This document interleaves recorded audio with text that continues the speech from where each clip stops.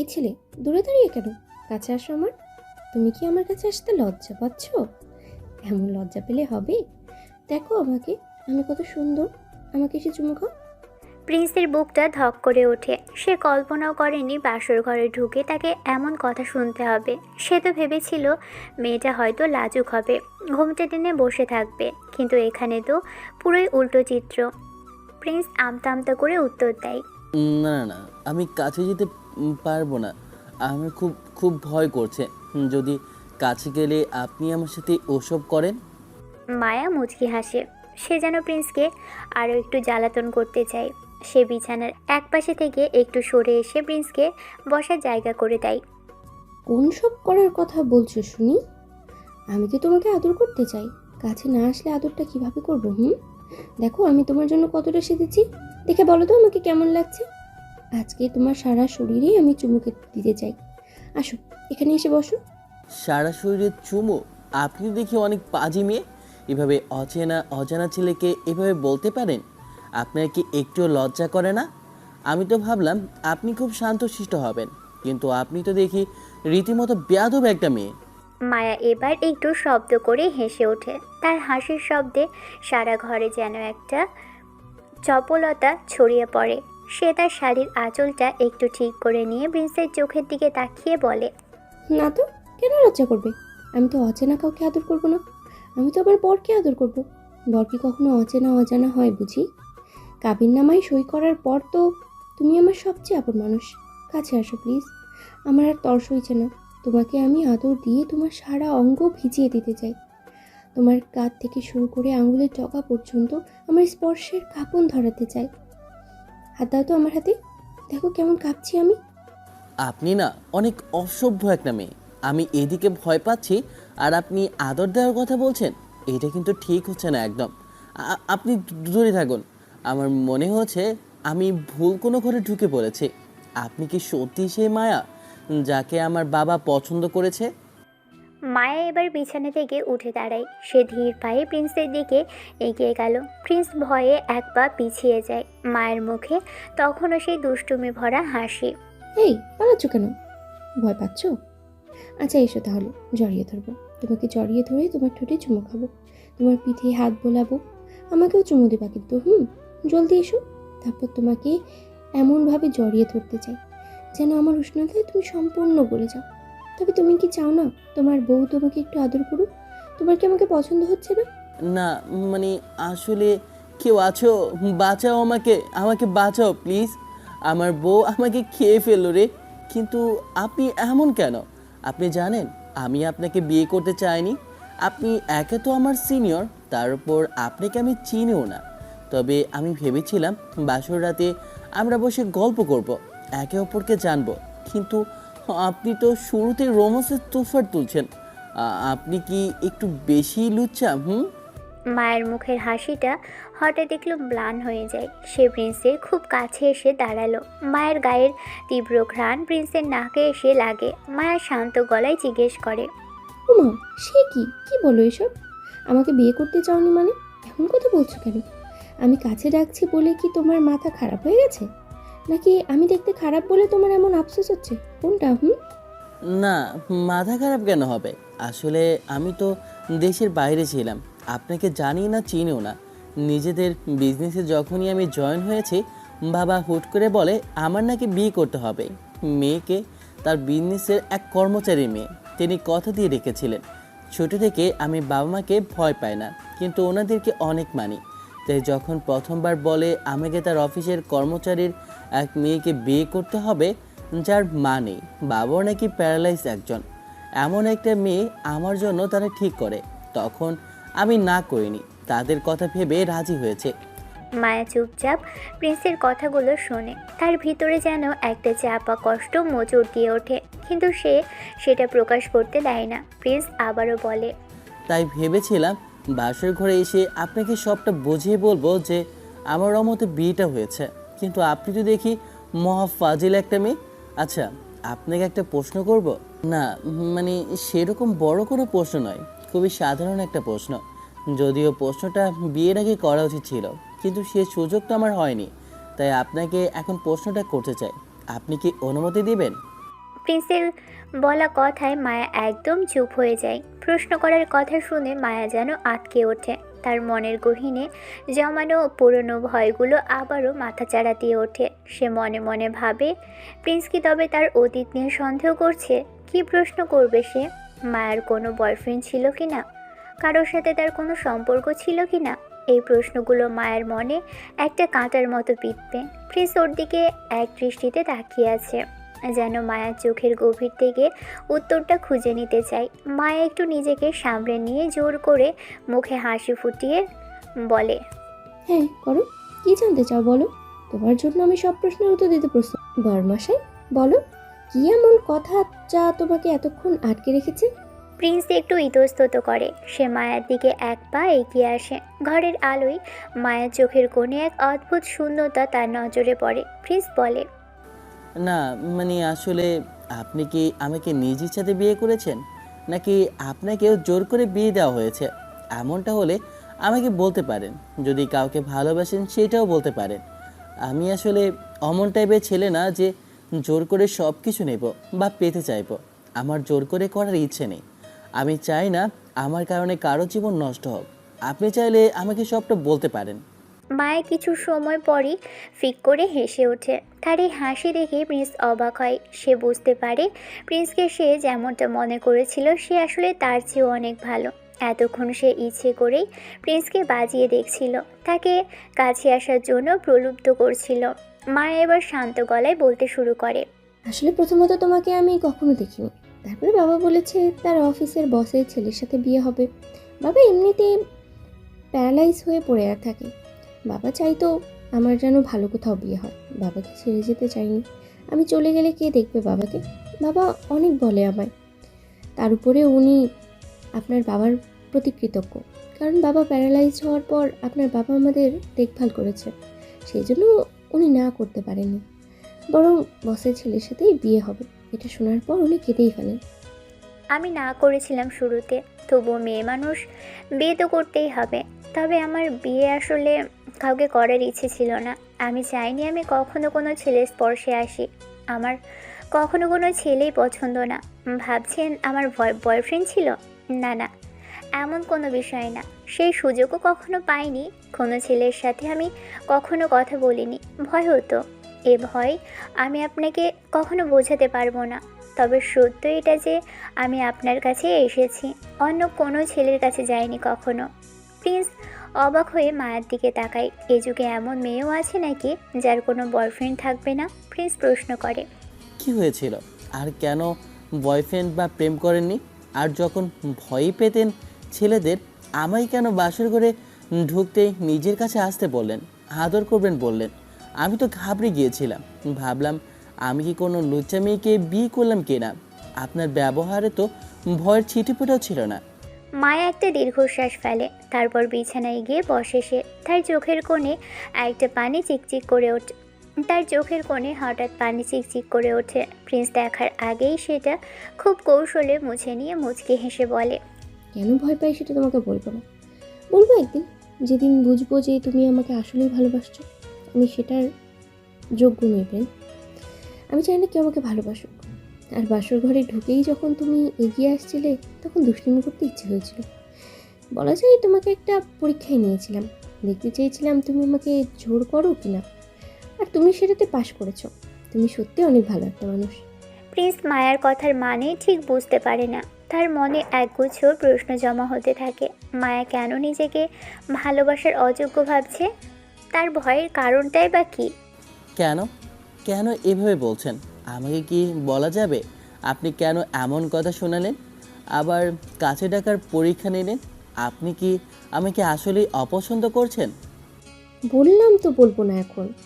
কিছু জিনিস অজানাতেই থাকা ভালো। রাত অনেক হয়েছে। আচ্ছা তুমি বিছানাতে এসো, আমি সোফাতে ঘুমাবো। আমার যেখানে সেখানে ইচ্ছে ঘুমাতে পারি। আমার কোনো সমস্যা হবে না। তুমি বিদেশি মানুষ, তোমার কষ্ট হবে। বিছানাটা তোমার জন্য থাক। প্রিন্স এবার মায়ের কাছে এসে তার হাতটা আলতো করে ধরে। মায়া চমকে ওঠে, কিন্তু হাত সরিয়ে নেয় না। প্রিন্সের হাতের স্পর্শে এক অদ্ভুত শীতলতা আছে, যা এর আগে কখনো কারো স্পর্শ পায়নি। প্রিন্স বলে, আপনি সোফাতে মানে পাশাপাশি এক বিছানাতে ঘুমালে কি সমস্যা? আমি তো বললামই, জোর করে আমি কিছু পেতে চাই না। আপনি নিশ্চিন্তে ঘুমাতে পারেন। আমরা স্বামী স্ত্রী, এক ঘরে আলাদা ঘুমানোটা ঠিক দেখায় না। আপনি যদি আমাকে ভয় না পান তবে বিছানাতেই থাকতে পারেন। আমি আপনাকে কথা দিয়েছি, আপনার অমতে আমি কিছুই করব না। মায়া কিছু বলে না, চুপ করে তাকিয়ে থাকে প্রিন্সের দিকে। প্রিন্সের চোখে এক অদ্ভুত মায়া আর আশ্বাস কাজ করছে।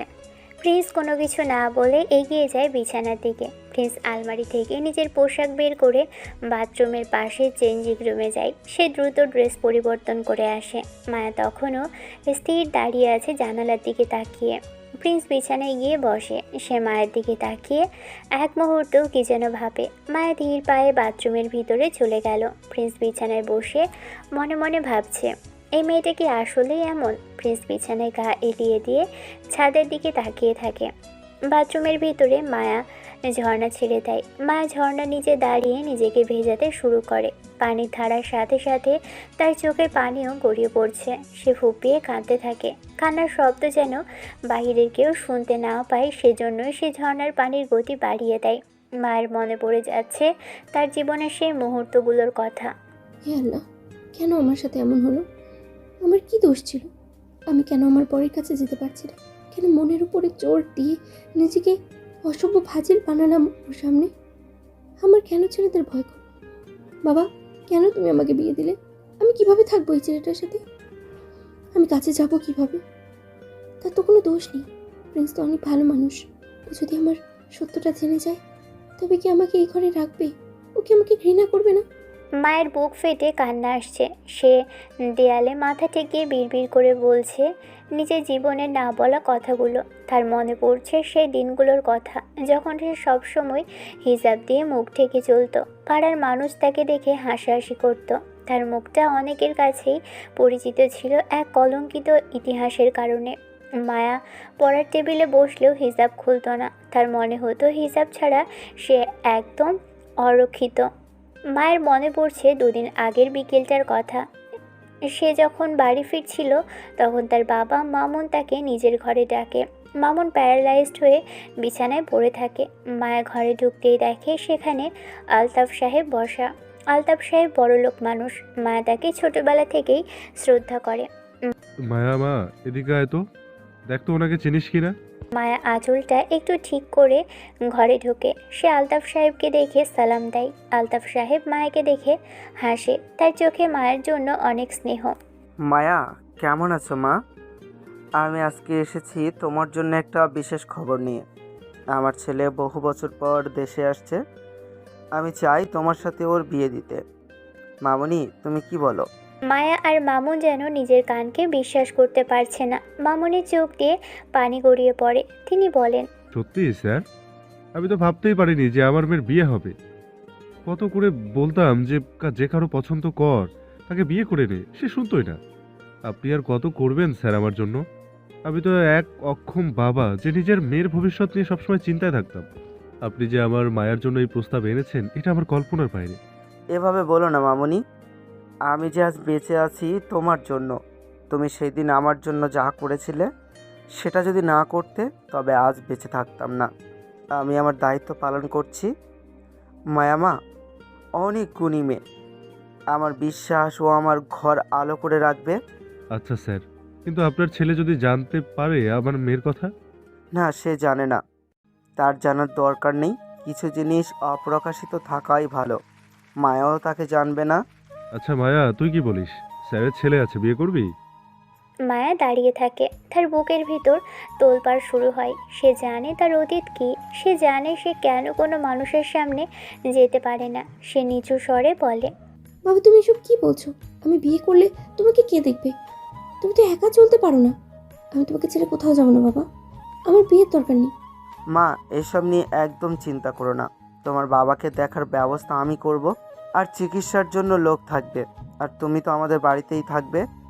আমি তো মায়াকে আমার নিজের মেয়ের মতো করে নিয়ে যাব। তুমি রাজি হও মা? আমার ছেলের জন্য তোমার মতো একটা মেয়েই দরকার। মায়া আর কিছু বলতে পারে না। সে তার বাবার চোখের দিকে তাকায়। সেখানে এক অদ্ভুত স্বস্তি দেখতে পায়। তার বাবা যায় সে যেন একটা আশ্রয়ে থাকে। মায়া আলতাফ সাহেবের দিকে তাকিয়ে মাথা নিচু করে সায় দেয়। তারপরে ওদের বিয়ে হয়, তবে কোনো অনুষ্ঠান করে না। প্রিন্সের বাড়িতেই কাজী ডেকে বিয়ে পড়ানো হয়। মায়া বর্তমানে ফিরে আসে। ঝর্ণার পানি তখনও তার শরীর ভিজিয়ে দিচ্ছে। মায়া নিজের গায়ের শাড়িটা আঁকড়ে ধরে মেঝেতে বসে পড়ে। আমি তো বাবাকে না বলতে পারিনি, কিন্তু প্রিন্সকে আমি কি বলবো? আমি কিভাবে তাকে এই অপবিত্র শরীরটা দেব?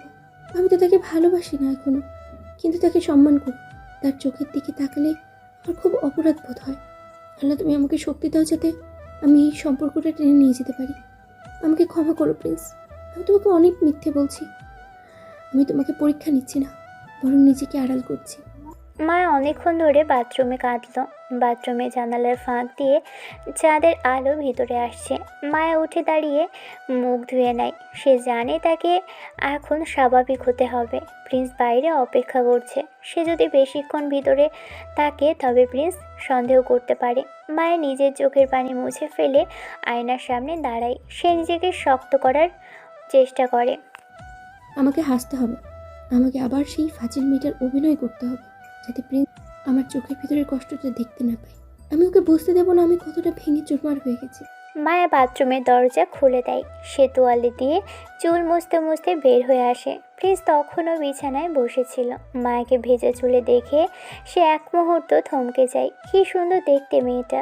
ইস, যদি তাকে ভালোবেসে কাছে পেত। এমনটাই ভাবছে প্রিন্স। মায়ের মুখটা এখন অনেক ফ্যাকাশে লাগছে, তবুও হেসে বলে, কি হলো বরমাসাই, এখনো জেগে আছো যে? আমার জন্য অপেক্ষা করছো বুঝি? আমি তো ভাবলাম তুমি নাক ডেকে ঘুমোচ্ছ। প্রিন্স মায়ের দিকে তাকিয়ে থাকে।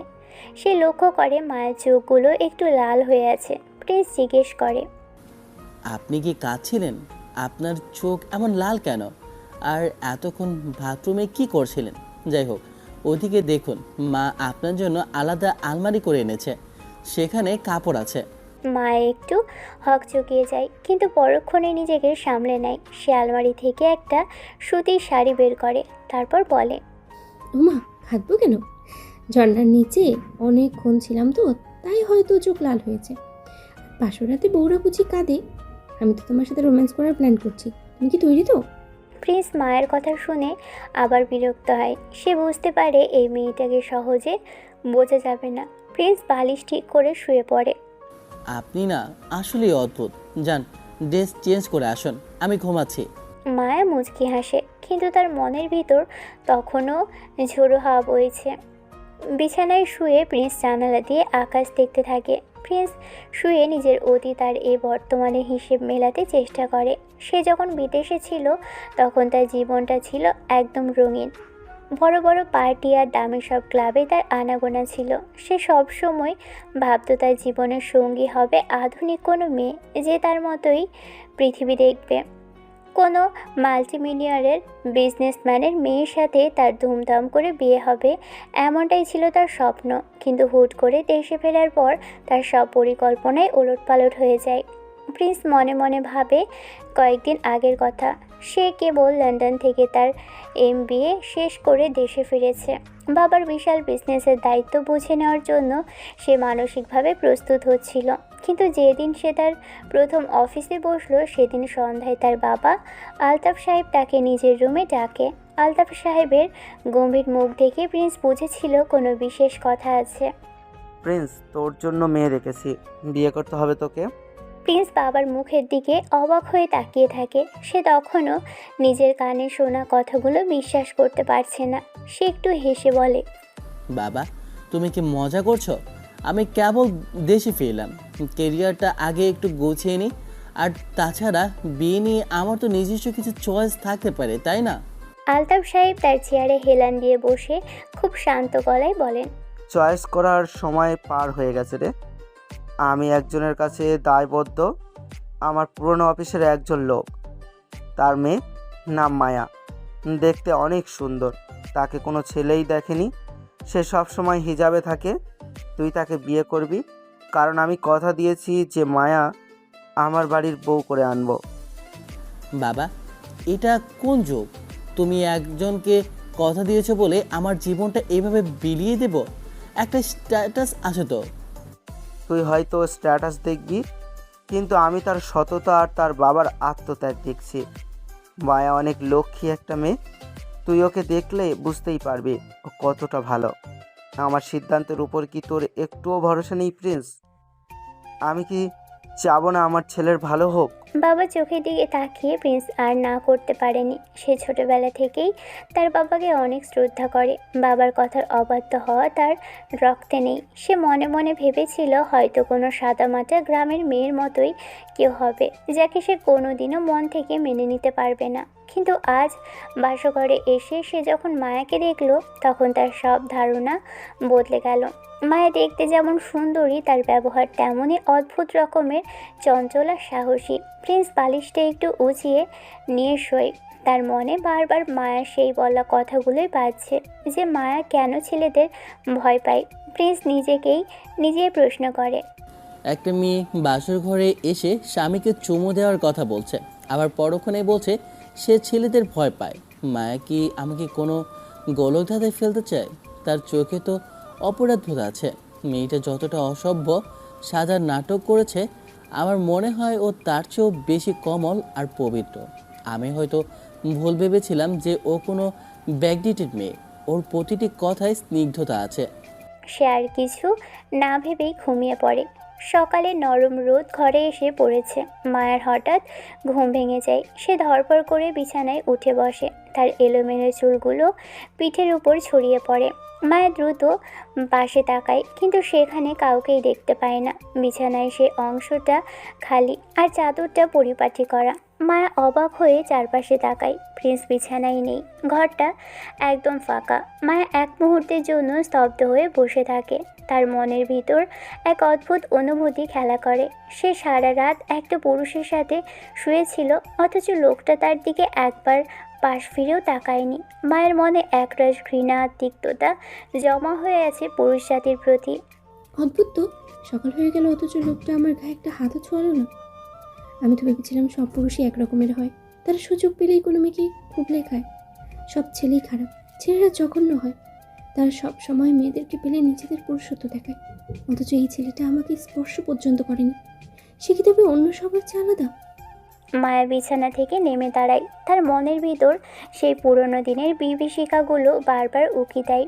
সে নিজের শরীরটাকে গুটিয়ে নেয়, যেন কেউ তাকে দেখছে। সে জানে পুরুষ মানেই লালসা আর পুরুষ মানেই অত্যাচার, কিন্তু প্রিন্সের এই নীরবতা তাকে ভাবিয়ে তোলে। মায়া দ্রুত ফ্রেশ হয়ে নিজের শাড়িটা ঠিক করে নেয়। সে আয়নার সামনে দাঁড়িয়ে নিজের ফ্যাকাশে মুখটা দেখে। মায়া দীর্ঘশ্বাস ফেলে ঘরের বাহিরে বেরিয়ে আসে। নিচে নামতেই সে দেখে আলতাফ সাহেব সোফায় বসে খবরের কাগজ পড়ছে, আর তার স্ত্রী রেহানা বেগম তদারকি করছেন খাবার টেবিলে। মায়াকে দেখেই রেহানা বেগম হাসলো। তিনি দ্রুত মায়ের কাছে এগিয়ে আসে। আরে মায়া মাঝে, এসো এসো, কেমন আছো মা? কোনো অসুবিধা হয়নি তো তোমার? মায়া একটু লাজুক হাসার ভান করে মাথা নিচু করে। সে রেহানা বেগমের পা ছুঁয়ে সালাম করে। রেহানা বেগম তাকে জড়িয়ে ধরে কপালে চুমু খান। জি মা, আমি ভালো আছি। আপনি কেমন আছেন? আলতাফ, দেখো আমাদের পুত্রবধূকে কত সুন্দর লাগছে। এসো মা, নাস্তা করে নাও। আলতাফ সাহেব কাগজ রেখে হাসি মুখে মায়ের দিকে তাকায়। তিনি মায়ের মাথায় হাত রেখে দোয়া করে। মায়া মা, তুমি এই বাড়ির লক্ষ্মী। তোমার বাবার সাথে সকালে কথা হয়েছে আমার, উনি অনেক খুশি। তোমার জন্য এখন থেকে আমাদের এই বাড়িটাই তোমার আপন ঘর। কোনো কিছুর প্রয়োজন হলে দ্বিধাবোধ করবে না। ধন্যবাদ বাবা, আপনি আমার বাবার জন্য যা করেছেন তার ঋণ আমি কোনোদিনও শোধ করতে পারবো না। ইনের কথা বলছো কেন মা? তুমি এখন আমাদের মেয়ে। আচ্ছা চলো, নাস্তা করবে, চলো। মায়া চারদিকে একবার চোখ বোলায়। সে প্রিন্সকে দেখতে পাচ্ছে না। সে আলতাফ সাহেবকে জিজ্ঞেস করে, বাবা প্রিন্স কোথায়? ওকে তো দেখছি না কোথাও। প্রিন্স তো অনেক ভোরেই অফিসে বেরিয়ে গেছে। আজকে অফিসে নতুন কয়েকজন জয়েন করার কথা। তাছাড়া একটা বড় ফরেন ডিলও আজ ফাইনাল হবে। ও তো কাজের ব্যাপারে অনেক সিরিয়াস, তাই হয়তো তোমাকে আর ডাকেনি সকালে। বাসর রাতের পর সকালে অফিসে চলে যাওয়াটা কেমন যেন অস্বাভাবিক লাগে তার কাছে। প্রিন্স কি তবে তাকে এড়িয়ে চলছে, নাকি সে সত্যিই অনেক ব্যস্ত? মায়ের নাস্তার টেবিলে বসে সবার সাথে কথা বললেও তার মন পড়ে থাকে প্রিন্সের উপর। ওদিকে অফিসে বসে প্রিন্স ল্যাপটপের স্ক্রিনে তাকিয়ে থাকলেও তার মাথায় মায়া চিন্তায় ঘুরপাক খাচ্ছে। সে তার সেক্রেটারিকে নতুন জয়েনিং রিপোর্ট দিতে বলে, কিন্তু তার কান যেন মায়ের সেই কাল রাতের কথাগুলোই শুনছে। প্রিন্স জানে মায়া অনেক শিক্ষিত, সে তার একাডেমিক রেকর্ড দেখেছে। প্রিন্স মনে মনে একটা পরিকল্পনা করে। মায়া তো অনেক পড়াশোনা করেছে, ও যদি বাসায় বসে থাকে তবে ওর মাথাটা আরও খারাপ হবে। ও সারাদিন নিজের কথা ভেবে কষ্ট পাবে। ওকে যদি আমার অফিসে চাকরির ব্যবস্থা করে দেওয়া যায় তবে ভালো। সে ওর বাবার খেয়ালও রাখতে পারবে। ও সবার সাথে মিশলে মানুষের ওপর ওর যে ভয় সেটা হয়তো কমবে। ও হাসি খুশি থাকতে পারবে। একটা কাজে ব্যস্ত থাকলে মনটা অন্যদিকে যাবে। আমি বাবাকে বলবো মায়াকে আমার বিয়ে হিসেবে বা কোনো ভালো পোস্টে জয়েন করাতে। প্রিন্স সিদ্ধান্ত নেয় আজ তাড়াতাড়ি বাড়ি ফিরবে। সে মায়ের জন্য কিছু ফুল আর উপহার কেনে। সে কেন কিনলো এসব জানে না, তবে তার ভালো লাগছে মায়ের জন্য কিছু নিতে। বিকেলের দিকে প্রিন্স বাড়িতে ফিরে আসে। সে সরাসরি নিজের রুমে যায়। সে দেখে মায়া তার রুমটা খুব সুন্দর করে গুছিয়ে রেখেছে। বিছানার চাদর পরিবর্তন করা হয়েছে আর ড্রেসিং টেবিলের উপর মায়ের টুকটাক জিনিসগুলো গুছিয়ে রাখা। মায়া তখন আয়নার সামনে দাঁড়িয়ে চুল বাঁধছিল। প্রিন্সকে দেখে সে একটু চমকে যায়, কিন্তু পরক্ষণেই মুখে সেই দুষ্টু হাসিটা ফুটিয়ে তোলে। উমা, বড়মা সেজে এত তাড়াতাড়ি অফিস থেকে চলে আসলে? আমার কথা খুব মনে পড়ছিল বুঝি? আমি তো ভাবলাম তুমি অফিসের কাজে আমাকে ভুলেই গেছো। আসো কাছে আসো, সারাদিন তো আমাকে একা রেখে পালিয়েছিলে, এখন তো একটু আদর পাওয়াই যায়। আসো তোমাকে আদর করি। মায়া প্রিন্সের দিকে এগিয়ে আসে। সে প্রিন্সের টাইয়ের উপর হাত রাখে আর একটু ঘনিষ্ঠ হওয়ার চেষ্টা করে। তার চোখের মণিগুলো কাঁপছে, কিন্তু সে সেটা আড়াল করার চেষ্টা করছে। জানো, আমি সারাদিন তোমার কথা ভেবেছি। তোমার বিছানায় তোমার ঘ্রাণটা নিচ্ছিলাম আর ভাবছিলাম কখন আসবে তুমি। তোমার কি আমাকে একবারও মনে পড়েনি? তোমার তো উচিত ছিল আমাকে বলে যাওয়া, তাই না? অফিসে নতুন মেয়েদের দেখে আমাকে ভুলে গেছো। আমি কিন্তু অনেক জেলাস মেয়ে, তোমাকে কারোর সাথে ভাগ করতে পারবো না। প্রিন্স মায়ার চোখে চোখ রাখে। সে মায়ের হাতের কম্পন অনুভব করতে পারে। মায়া জোর করে হাসছে আর তার প্রতিটি রোম্যান্টিক কথা যেন স্ক্রিপ্ট করা নাটকের সংলাপের মতো শোনায়। প্রিন্স শান্তভাবে মায়ের হাত দুটো নিজের হাতের মুঠোয় নেয়, তারপর বলে, থাক মায়া, এসব মনের জোর দিয়ে বলতে হবে না আপনার। আপনি যে অভিনয় করছেন সেটা আমি বুঝতে পারছি। এই রোমান্টিক কথাগুলো আপনার মন থেকে আসছে না। মায়া একটু থমকে যায়। তার হাসি মাখা মুখটা ম্লান হয়ে আসে, কিন্তু সে আবার চেষ্টা করে। কেন বরমাসে? আমি কি রোমান্টিক হতে পারি না? আমি তো সত্যি বলছি, তুমি আমার স্বামী আর আমি তোমাকেই তো ভালোবাসবো। কেন বিশ্বাস হচ্ছে না? আমি তো তোমার জন্যই সেজেছি। দেখো আমি কত সুন্দর করে শাড়ি পরেছি। তুমি কি আমাকে একটু প্রশংসা করবে না? আমি জানি আপনার চোখ দেখলে বোঝা যায় যে আপনি ইচ্ছে করে নয়, বরং জোর করে হাসছেন। আপনি আমার মনের মতো হবার চেষ্টা করছেন কেন মায়া? আমি কি আপনাকে বলেছি যে আপনাকে আমার কাছে খুব আদরে বউ হয়ে থাকতে হবে? আমি তো আপনার স্বাভাবিক রূপটাই দেখতে চাই। আপনি নিজেকে কেন একটা মুখোশের আড়ালে ঢেকে রাখছেন? আপনার চোখ বলছে আপনি ভেতর থেকে কাঁদছেন। আপনার এই ফাজিল আর অসভ্য সাজাটা তো কেবল নিজেকে আড়াল করার একটা অস্ত্র। মায়া হঠাৎ করে চুপ হয়ে যায়। সে প্রিন্সের চোখের দিকে তাকিয়ে থাকে। সে যেন এক বিশাল সাগরের সামনে দাঁড়িয়ে আছে, যেখানে লুকোনোর কোনো জায়গা নেই। প্রিন্স তার সব মিথ্যা আর সব অভিনয় এক নিমেষেই ধরে ফেলেছে। মায়ের মনটা খারাপ হয়ে যায়। তুমি এত কিছু কিভাবে বোঝো প্রিন্স? আমি তো অনেক চেষ্টা করছি নিজেকে পাল্টাতে। আমি চেয়েছিলাম এই বিয়ের পরে আমি নতুন মায়া হব, কিন্তু আমি তো পারছি না। আমি যতবার তোমার কাছে আসতে চাই ততবারই পুরনো ভয় আমাকে চাপড়ে ধরে। মায়া, আমি আপনাকে সময় দেব। আমি আপনাকে কোনো কিছু করতে বাধ্য করব না। আপনার এই জোর করে হাসার বা রোমান্টিক হওয়ার প্রয়োজন নেই। আমি চাই আপনি আগে নিজের সাথে নিজের সন্ধি করুন। মায়া মাথা নিচু করে নিল। তার বাবার কথা মনে পড়ছে। ওর বাবা ভালো করে জানিয়ে দিয়েছিল যে মায়া, অনেক কষ্ট আর সাধনার পর তোর জন্য একটা ভালো জায়গা থেকে বিয়ের কথা এলো। যদি আলতাপ না হয়ে অন্য কেউ হতো তবে তোর বিয়ের জন্য লাখ লাখ টাকা চাইতো। তাই এমন কিছু করবি না যেন সে বাড়ির সম্মান নষ্ট হয়। তোর দুটো পায়ে পড়ি মা, যা হবার তো হয়ে গেছে। দেখ, আমি আমার ভাগ্যকে মেনে নিয়েছি। তোর মা সব সহ্য না করতে পেরে চলে গেছে ওপারে। তুই ছাড়া যে আমার কেউ নেই মা। ওনার ছেলের সাথে নিজেকে মানিয়ে নিস রে। ছেলেটা যা বলবে শুনবি, ভালো বউ হয়ে থাকিস, তার মন জয় করে চলিস, তার সাথে সবসময় হাসি খুশি হয়ে থাকবি। তাকে বুঝতে দিবি না তোর সাথে কি হয়েছে, তোর সমস্যা কোথায়, বরং সে যেন তোকে ভালোবাসতে বাধ্য হয়। মায়া তার বাবার কথা মতোই প্রিন্সের সাথে বাসর ঘরে এভাবে কথা বলেছিল, কিন্তু সেটা ছিল তার মনের কথা নয়, বরং সে প্রিন্সকে ভয় পেয়েছিল। প্রিন্সের স্পর্শ যদি সে পায় কিভাবে নিজেকে সামলাবে? চোখ বন্ধ করলেই তো সে ওই রাতের কথাগুলো মনে পড়ে যায়। তার নিজেকে অনেকটা গুটিয়ে নিয়ে সে চাইছিল প্রিন্সকে আনন্দ দিতে। কি হলো, কথা বলছেন না কেন? আমি জানি আপনি আসলে চান না আমি আপনার কাছে যাই, কারণ আপনার অমতে বিয়ে হয়েছে, বুঝতে পারি। আমি জানি না আপনি কি হয়েছিল, আপনি আমাকে বলতেও চান না, আমি জোর করে তা শুনতেও চাই না। আমি জানি না কখনো আপনার প্রতি ভালোবাসা জন্মাবে কিনা, তবে আমাদের যেহেতু বিয়ে হয়ে গেছে, তাই আমরা যাই করব সেটা কিন্তু ফরজ বা অধিকারের ভেতরে পড়ে। আপনার কাছে আসা, আপনার সাথে একান্তে সময় কাটানো সব আমার জন্য জায়েজ। তবে একটা কথা বলি শোনেন, আপনার অতীত কোনো বয়ফ্রেন্ড ছিল কি না, তার সাথে কিছু হয়েছে কি না, এসব নিয়ে আমার মাথা ব্যথা নেই, এগুলো নর্মাল আমার কাছে। আপনি বর্তমানে আমার সাথে আছেন, ভালো আছেন, আমাকেও রাখবেন, এটাই বড় কথা। তবে যতটুকু মনে হয়েছে আপনি ছ্যাঁকা খাইছিলেন, তারপর থেকেই ছেলেদের মনে হয় সহ্য করতে পারেন না। আর আমি শুনেছি আপনার বাবা আমার বাবার জন্য প্যারালাইজড হয়ে গেছে। যেহেতু আপনি ছাড়া আপনার বাবার কেউ নেই, তাই ভেবেছি আপনি আমার অফিসে জয়েন করবেন, আপনি চাকরি করবেন, নিজের বাবার খেয়াল রাখবেন। মায়া চমকে ওঠে। অফিস? বাইরে? সবার সামনে? সে ভয়ে কেমন যেন গুটিয়ে যায়। সে সারা জীবন সবার সামনে নিজেকে মেলে ধরা থেকে বিরত থেকেছে, সে কিভাবে পারবে সবার সামনে থাকতে? প্রিন্সের প্রস্তাব শুনে মায়ের বুকের ভিতরটা হঠাৎ করে ধক করে ওঠে। সে তো নিজেকে এক অদৃশ্য দেয়ালের আড়ালে বন্দি করে রেখেছে দীর্ঘ 10টি বছর। সেই দেয়াল ভেঙে বাইরের জগতের কোলাহলে মিশে যাওয়ার কথা সে কল্পনাও করতে পারে না। প্রিন্স তার বিয়ে বা অন্য কোনো পদে কাজ করার যে প্রস্তাব দিয়েছে, সেটা মায়ের কাছে এক বিশাল পাহাড় ডিঙানোর মতোই কঠিন মনে হয়। মায়া নিজের ওড়নাটা আঙুলে পেঁচাতে পেঁচাতে মাথা নিচু করে বলে, কিন্তু আমি অফিসে যাব না, আমি চাকরি করতে চাই না, কোনো দরকার নেই আমার এসব করার, আমি ঘরে থাকতেই বেশি স্বাচ্ছন্দ্য বোধ করি। প্রিন্স মায়ের এত কাছাকাছি দাঁড়িয়ে আছে যে মায়ের নিঃশ্বাসের শব্দ সে পরিষ্কার শুনতে পাচ্ছে।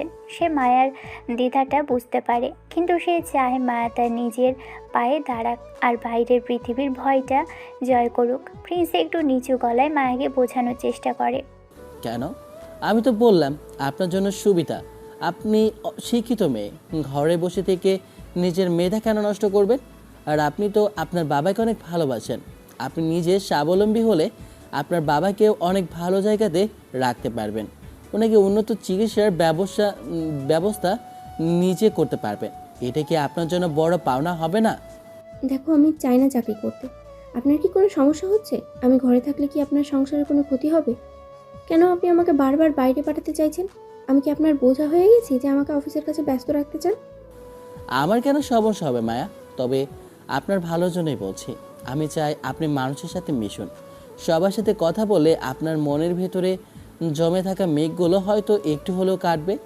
আপনি সারাদিন এই চার দেয়ালের মাঝে থাকলে কেবল পুরনো স্মৃতিগুলোই আপনাকে কষ্ট দেবে। আমি চাই না আপনি একা থাকুন। মায়া জানে বাইরে বের হওয়া মানে শত শত পুরুষের চোখের সামনে পড়া, আর সেই চোখগুলো সে সহ্য করতে পারে না। হিসাব ছাড়া সে নিজেকে বড্ড অসহায় মনে করে।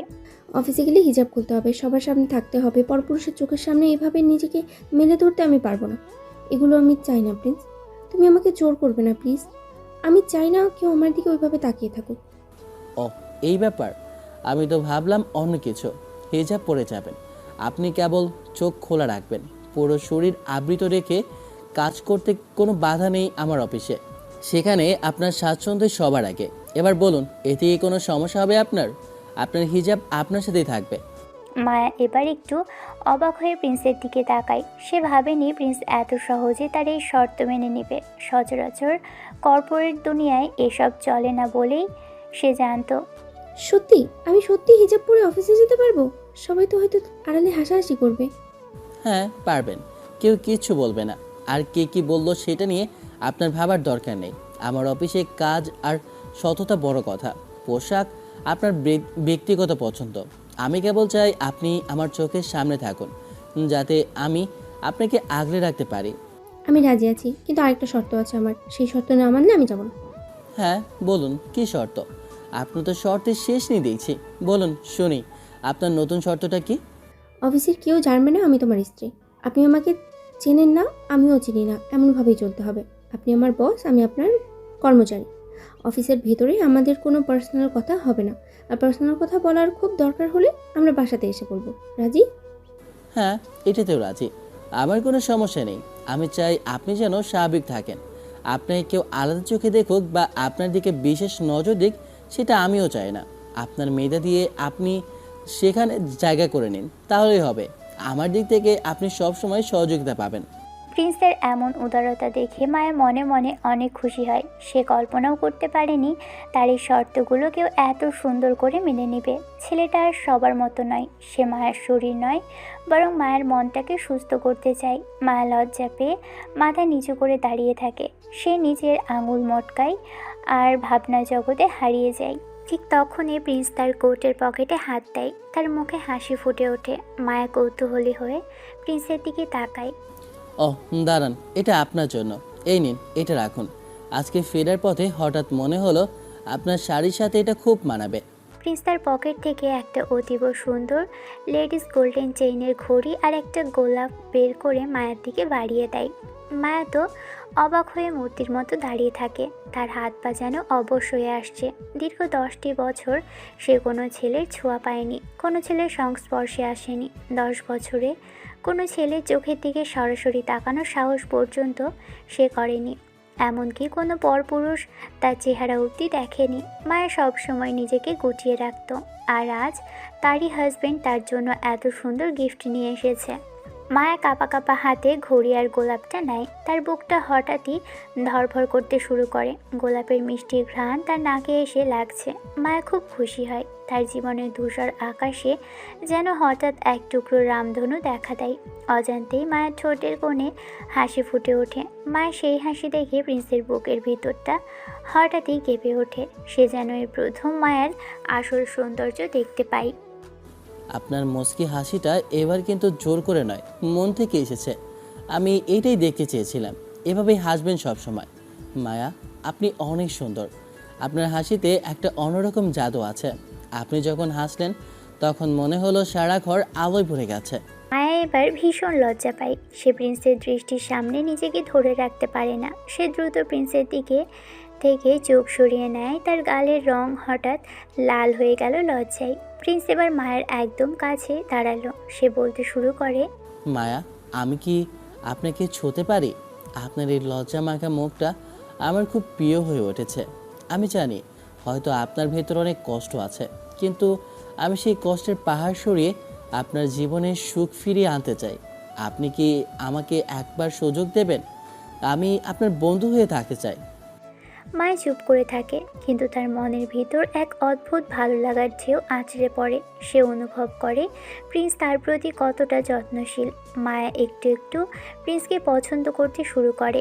তার মনে হয় এই ছেলেটা হয়তো সত্যিই তার জীবনের অন্ধকার ইতিহাস মুছে ফেলতে পারবে। তার মনে হয় পৃথিবীর সব ছেলে একরকম নয়।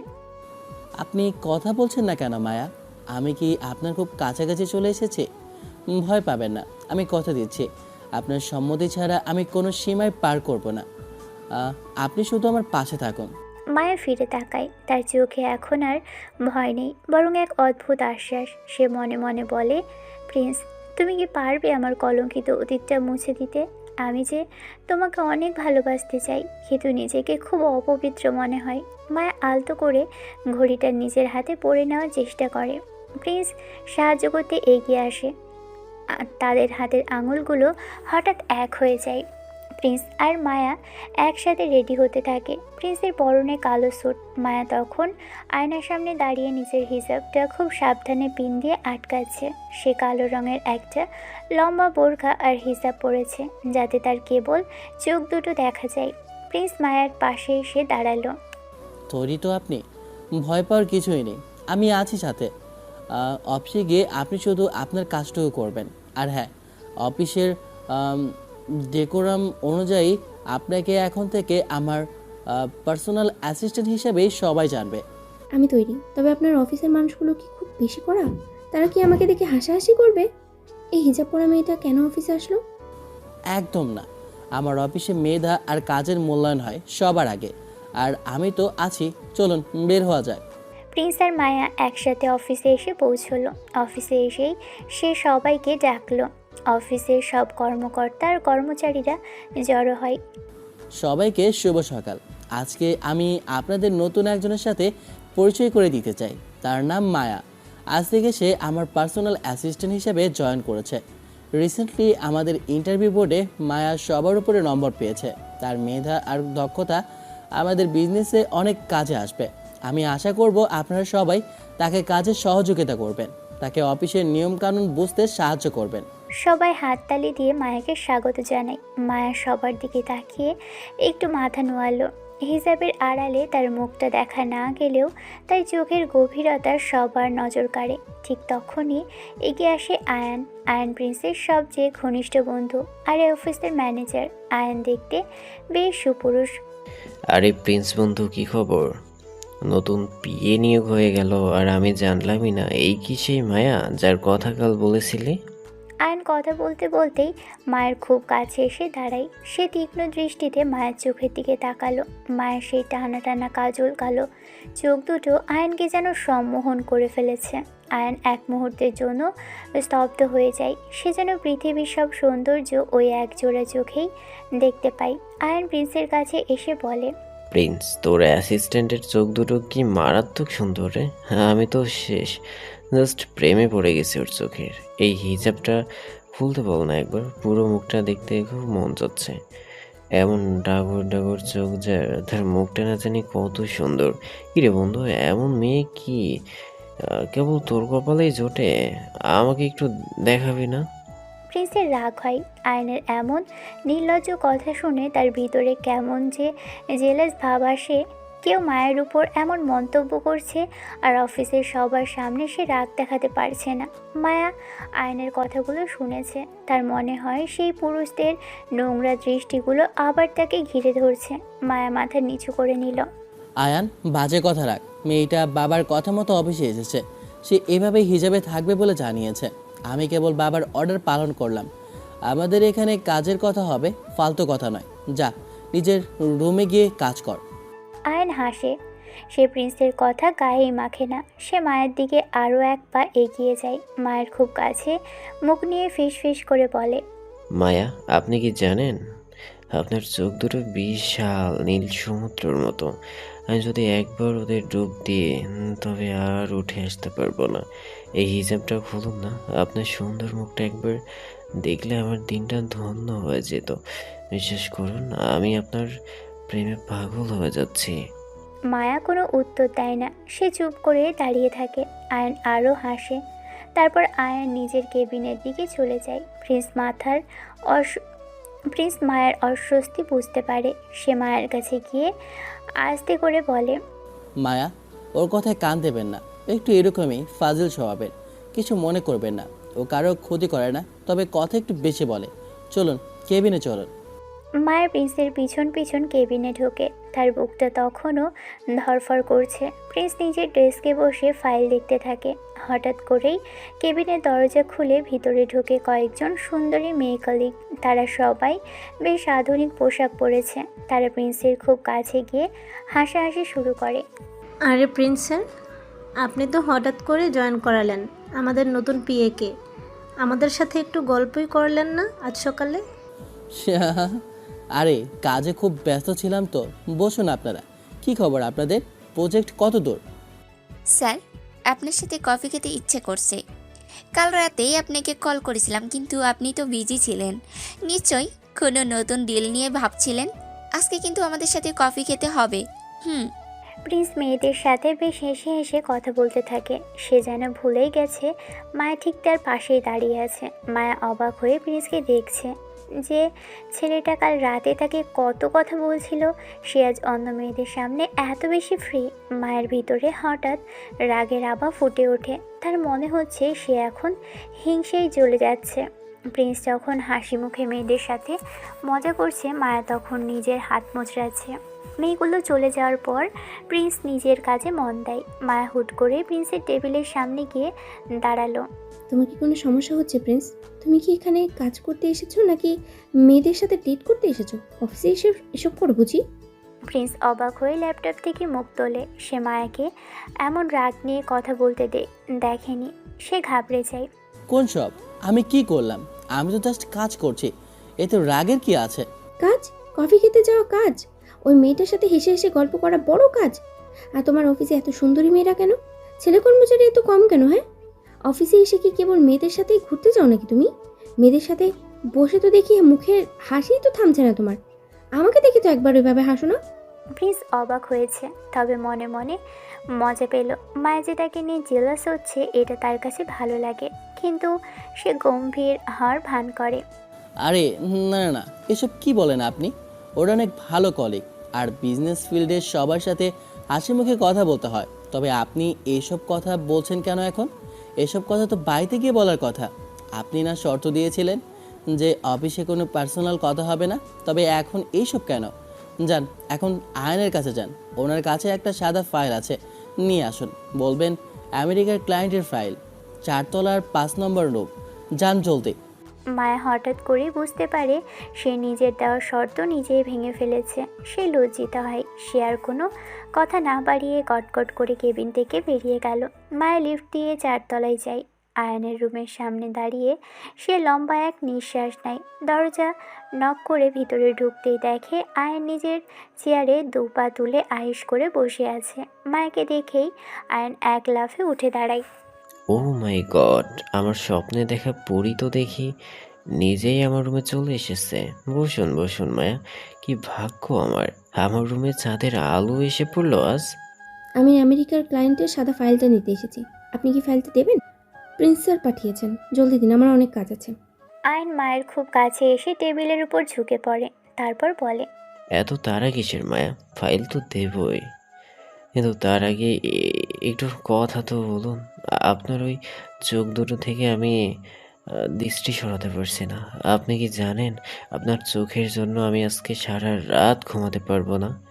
আপনি কি সবসময় এমন হিজাব পরে থাকেন? একবার শুধু পর্দাটা সরিয়ে আমাকে আপনার মুখটা দেখান, আমি আপনাকে রানী বানিয়ে রাখবো। মায়া ভীষণ বিরক্ত হয়। সে এক পা পিছিয়ে যায়। তার মন বলছে আয়নকে একটা চড় মারতে, কিন্তু সে নিজেকে সংযত রাখে। ফাইলটা দিন প্লিজ, আমি এখানে গল্প করতে আসিনি। আপনি আপনার কাজ করুন আর আমাকে আমার কাজ করতে দিন, কথা বাড়াবেন না। ফাইলটা দেব, তবে একটা শর্তে। আজ সন্ধ্যায় আমার সাথে কফি খেতে যেতে হবে। আপনার মতো সুন্দরী চোখের অধিকারিণীর সাথে 1 কাপ কফি না খেলে আমার জীবনটা বৃথা হয়ে যাবে। বিশ্বাস করুন, আমি আহ, জীবনে অনেক মেয়ে দেখেছি, কিন্তু আপনার মতো এমন রহস্যময় কাউকে দেখিনি। আপনার গলার স্বরটা তো একদম তরমুজের মতো মিষ্টি। ফাইলটা দিন বলছি, না দিলে আমি স্যারকে বলবো আপনি কিন্তু সীমা অতিক্রম করছেন। আয়ন হাসতে হাসতে ফাইলটা মায়ের দিকে বাড়িয়ে দেয়। মায়া ফাইলটা নিতে গেলে আয়ন একটু হাতটা বাড়িয়ে আবারও মায়ের আঙুল ছোঁয়ার চেষ্টা করে, কিন্তু মায়া দ্রুত হাত সরিয়ে নেয়। আয়ন নাছোড়বান্দা। সে ফাইলটা মায়ের হাতে দিয়ে মায়ের সাথে রুম থেকে বেরিয়ে আসে। আপনার মনটা বড় শক্ত মায়া। ঠিক আছে, আজ ছাড়লাম, কিন্তু কাল আবার দেখা হবে। চলুন আমি আপনাকে লিফট অবধি এগিয়ে দিয়ে আসি।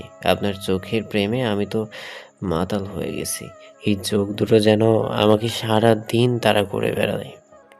আয়ন লিফট পর্যন্ত মায়ের সাথে আসে আর অনর্গল কথা বলতে থাকে। মায়ের লিফটে ঢুকে তাড়াতাড়ি বাটন চাপে। সে হাঁপ ছেড়ে বাজে। অফিস ছুটি হয়েছে, সবাই প্রায় চলে গেছে যে যার মতো। প্রিন্স নিজের কেবিনে বসে আয়নের সাথে জরুরি কিছু ফাইলের কাজ সারছে। তাদের মাঝে ব্যবসায়িক আলোচনা চলছে। মায়াকে প্রিন্স আগেভাগেই বলে রেখেছে যে তার একসাথে বাড়ি ফিরবে। মায়া তাই নিজের ডেস্কে বসে অপেক্ষা করছিল। শরীরটা তার একটু ক্লান্ত লাগছে। মায়া ভাবে বাড়িতে যাওয়ার আগে একটু ফ্রেশ হওয়া দরকার। সে এগিয়ে গিয়ে লেডিস ওয়াশরুমে ঢোকে। ওয়াশরুমের ভিতরটা একদম ফাঁকা। মায়া আয়নার সামনে দাঁড়িয়ে কলটা কেটে দেয়। চোখে মুখে ঠান্ডা পানি চাপটা দিতেই তার ক্লান্তি যেন কিছুটা কমে আসে। তারপর মুখটা মুছে নিয়ে সে তার ব্যাগ থেকে পিন বের করে হিজাবটা নতুন করে বাঁধতে শুরু করে। হিজাবটা কাঁধের উপর আলতো করে পড়ে আছে। মায়া আয়নায় নিজের মুখটা দেখে একবার দীর্ঘশ্বাস ফেলে। আয়ন প্রিন্সকে বলে ওয়াশরুমে যাই। দেখে লেডিস ওয়াশরুমের দরজা খোলা আর ভিতরে পানি পড়ার শব্দ। সে ওদিকে এগিয়ে যায়। সেই সময় মায়া ধীরে ধীরে হিজাব বাঁধছে। ঠিক তখনই ওয়াশরুমের দরজাটা হঠাৎ শব্দ করে খুলে যায়। মায়া চমকে উঠে নিজেকে ঢাকাতে চেষ্টা করে। আয়নার দিকে তাকাতেই সে দেখতে পায় আয়ন দরজার সামনে দাঁড়িয়ে আছে। মায়া দ্রুত হিজাব দিয়ে নিজের মুখ ঢাকার চেষ্টা করে, কিন্তু হাতের কাঁপুনি আর হুট করে ঘটে যাওয়া ঘটনায় সে ঠিকমতো পিন মারতে পারে না। মায়ের মুখটা এখন আয়নার সামনে একদম অনাবৃত। আয়ন মায়াকে এই অবস্থায় দেখা মাত্রই থমকে যায়। তার চোখের মণিগুলো বড় বড় হয়ে ওঠে। সে মায়ের চেহারার দিকে তাকিয়ে থাকে। দেখি আপনাকে এই মুখটা কেমন চেনা চেনা লাগলো না? দেখি, আমি কিন্তু আপনাকে দেখেই চিনতে পারছি। আপনি সেই ভাইরাল হওয়া মেয়েটা না, যার জন্য আজ আজ থেকে 10 বছর আগে পুরো দেশ তোলপাড় আর আন্দোলন হয়েছিল। দেখি দেখি, আপনিই তো সেই মায়া। মায়া প্রচণ্ড ভয় পেয়ে যায়। তার শরীর কাঁপতে শুরু করে। সে হিজাবের কাপড়টা টেনে কোনো মতেই মুখের অর্ধেকটা ঢাকার চেষ্টা করে, কিন্তু আয়ন ততক্ষণে ভিতরে ঢুকে পড়েছে। মায়া দেয়ালের সাথে মিশে যাওয়ার চেষ্টা করে। কি বলছেন এসব আপনি? আমি তো কিছুই বুঝতে পারছি না। আপনি কেন লেডিস বাথরুমে ঢুকেছেন? বাইরে যান প্লিজ, আপনি ভুল করছেন। আমি বুঝেছি তো, আমি একদমই ভুল করছি না। আমার মেমোরি অনেক শার্প। আপনার এই চোখ আর এই গলার তিল আমি কোনোদিন ভুলবো না। মায়া ভয়ে আরও পিছিয়ে যায়। তার দু চোখ বেয়ে পানি গড়াতে শুরু করে। সে ভাবেনি তার জীবনের সেই দুঃসহ অতীত এমনভাবে তার সামনে এসে দাঁড়াবে। আয়ন মায়ের খুব কাছে চলে আসে। সে হুট করে মায়ের হাতটা শক্ত করে ধরে ফেলে আর জোর করে মায়ের মুখ থেকে হিজাবটা সরিয়ে দেয়। মায়া অসহায়ভাবে চেয়ে থাকে। আয়ন মায়ের সুন্দর আতঙ্কিত মুখটা দেখে এক পৈশাচিক হাসি দেয়। ও, এই জন্যই তো বলি মুখে কেন হিজাব দেওয়া।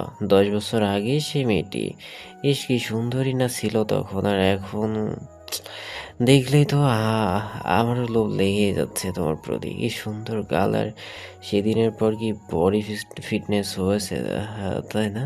তা প্রিন্সের সাথে দেখা হলো কিভাবে? ওকেও কি কোনো স্পেশাল অফার দিছো নাকি? সে কি তোমার বিছানায় গিয়েছিল? পরে ব্ল্যাকমেইল করে এই চাকরিটা জুটিয়েছো? কত কত দিচ্ছে সে তোমাকে? আমি তার চেয়েও অনেক বাড়িয়ে দিব, বুঝেছো? আমার সাথে কি বিছানাতে আসবে নাকি? কথাটা শেষ হবার সাথে সাথেই মায়ের ভিতরে থাকা আত্মসম্মানবোধ জেগে ওঠে। সে ঘৃণায় আর রাগে হিতাহিত জ্ঞান হারিয়ে ফেলে। আয়নের গালে কষিয়ে একটা চড় মারে। চড়ের শব্দে ওয়াশরুম থমথমে হয়ে যায়। মায়ের রাগে কাঁপতে কাঁপতে চিৎকার করে ওঠে। কি যাতা বলছেন এসব? মুখ সামলে কথা বলুন। আপনি স্যারের বন্ধু বলে যা খুশি তাই বলবেন আর আমি সহ্য করে নেব, তা হবে না। কি মেলাচ্ছেন আপনি? কার সাথে কার তুলনা করছেন? আপনি একজন জানোয়ারের মতো কথা বলছেন। কি সমস্যা আপনার? আমাকে চেনেন না, জানেন না, বাজে কথা বলছেন কেন? আপনার সাহস তো কম না? আপনি যা নয় তা বলা শুরু করেছেন। একে তো লেডিস ওয়াশরুমে ঢুকেছেন, আবার যা তা বলছেন। দূরে যান সামনে থেকে। মায়া আরও অনেক কথা শোনাতে থাকে, কিন্তু আয়ান মোটেও বিচলিত হয় না। সে গাল ডলতে ডলতে আবারও হাসতে শুরু করে। সে হাসিতে কোনো লজ্জা নেই, বরং আছে এক চরম ধূর্ততা। সে বলে, না না, ভুল আমার হতে পারে না সোনা। ভাইরাল হওয়া সেই ভিডিওটাও আমি কম করে হলেও 1000 বার দেখেছি। তোমার বাবার নাম মামুন, তাই না? আর মা রীতা। তুমি সেই মায়া। উফ, শরীরটা এখনো আগের মতোই আছে। ওরা কেন তোমার কাছে আসবে না বলো তো? যা চেহারা তোমার, দেখলেই তো আমার নিজেকে কন্ট্রোল করতে কষ্ট হচ্ছে। আচ্ছা, আমি তো জোর করছি না। আমি তোমাকে অনেক টাকা দেবো, 50,000 দিতেও আমি রাজি। 1 সপ্তাহ রোজ রাতে আমার সাথে সময় কাটাবে বিছানায়। তারপর দেখো আমি তোমাকে কোথায় রাখি। মায়ের ঘৃণায় মুখটা সংকুচিত হয়ে যায়। সে আয়নকে ধাক্কা দিয়ে সরিয়ে দেওয়ার চেষ্টা করে। আপনি আমার সামনে থেকে যান এক্ষুনি, না হলে আমি এখনই চিৎকার করে স্যারকে ডাকবো। আপনি একজন অসভ্য লোক। আপনি কেন লেডিস বাথরুমে এসেছেন সেই জবাব দিতে পারবেন তো? যান এখান থেকে।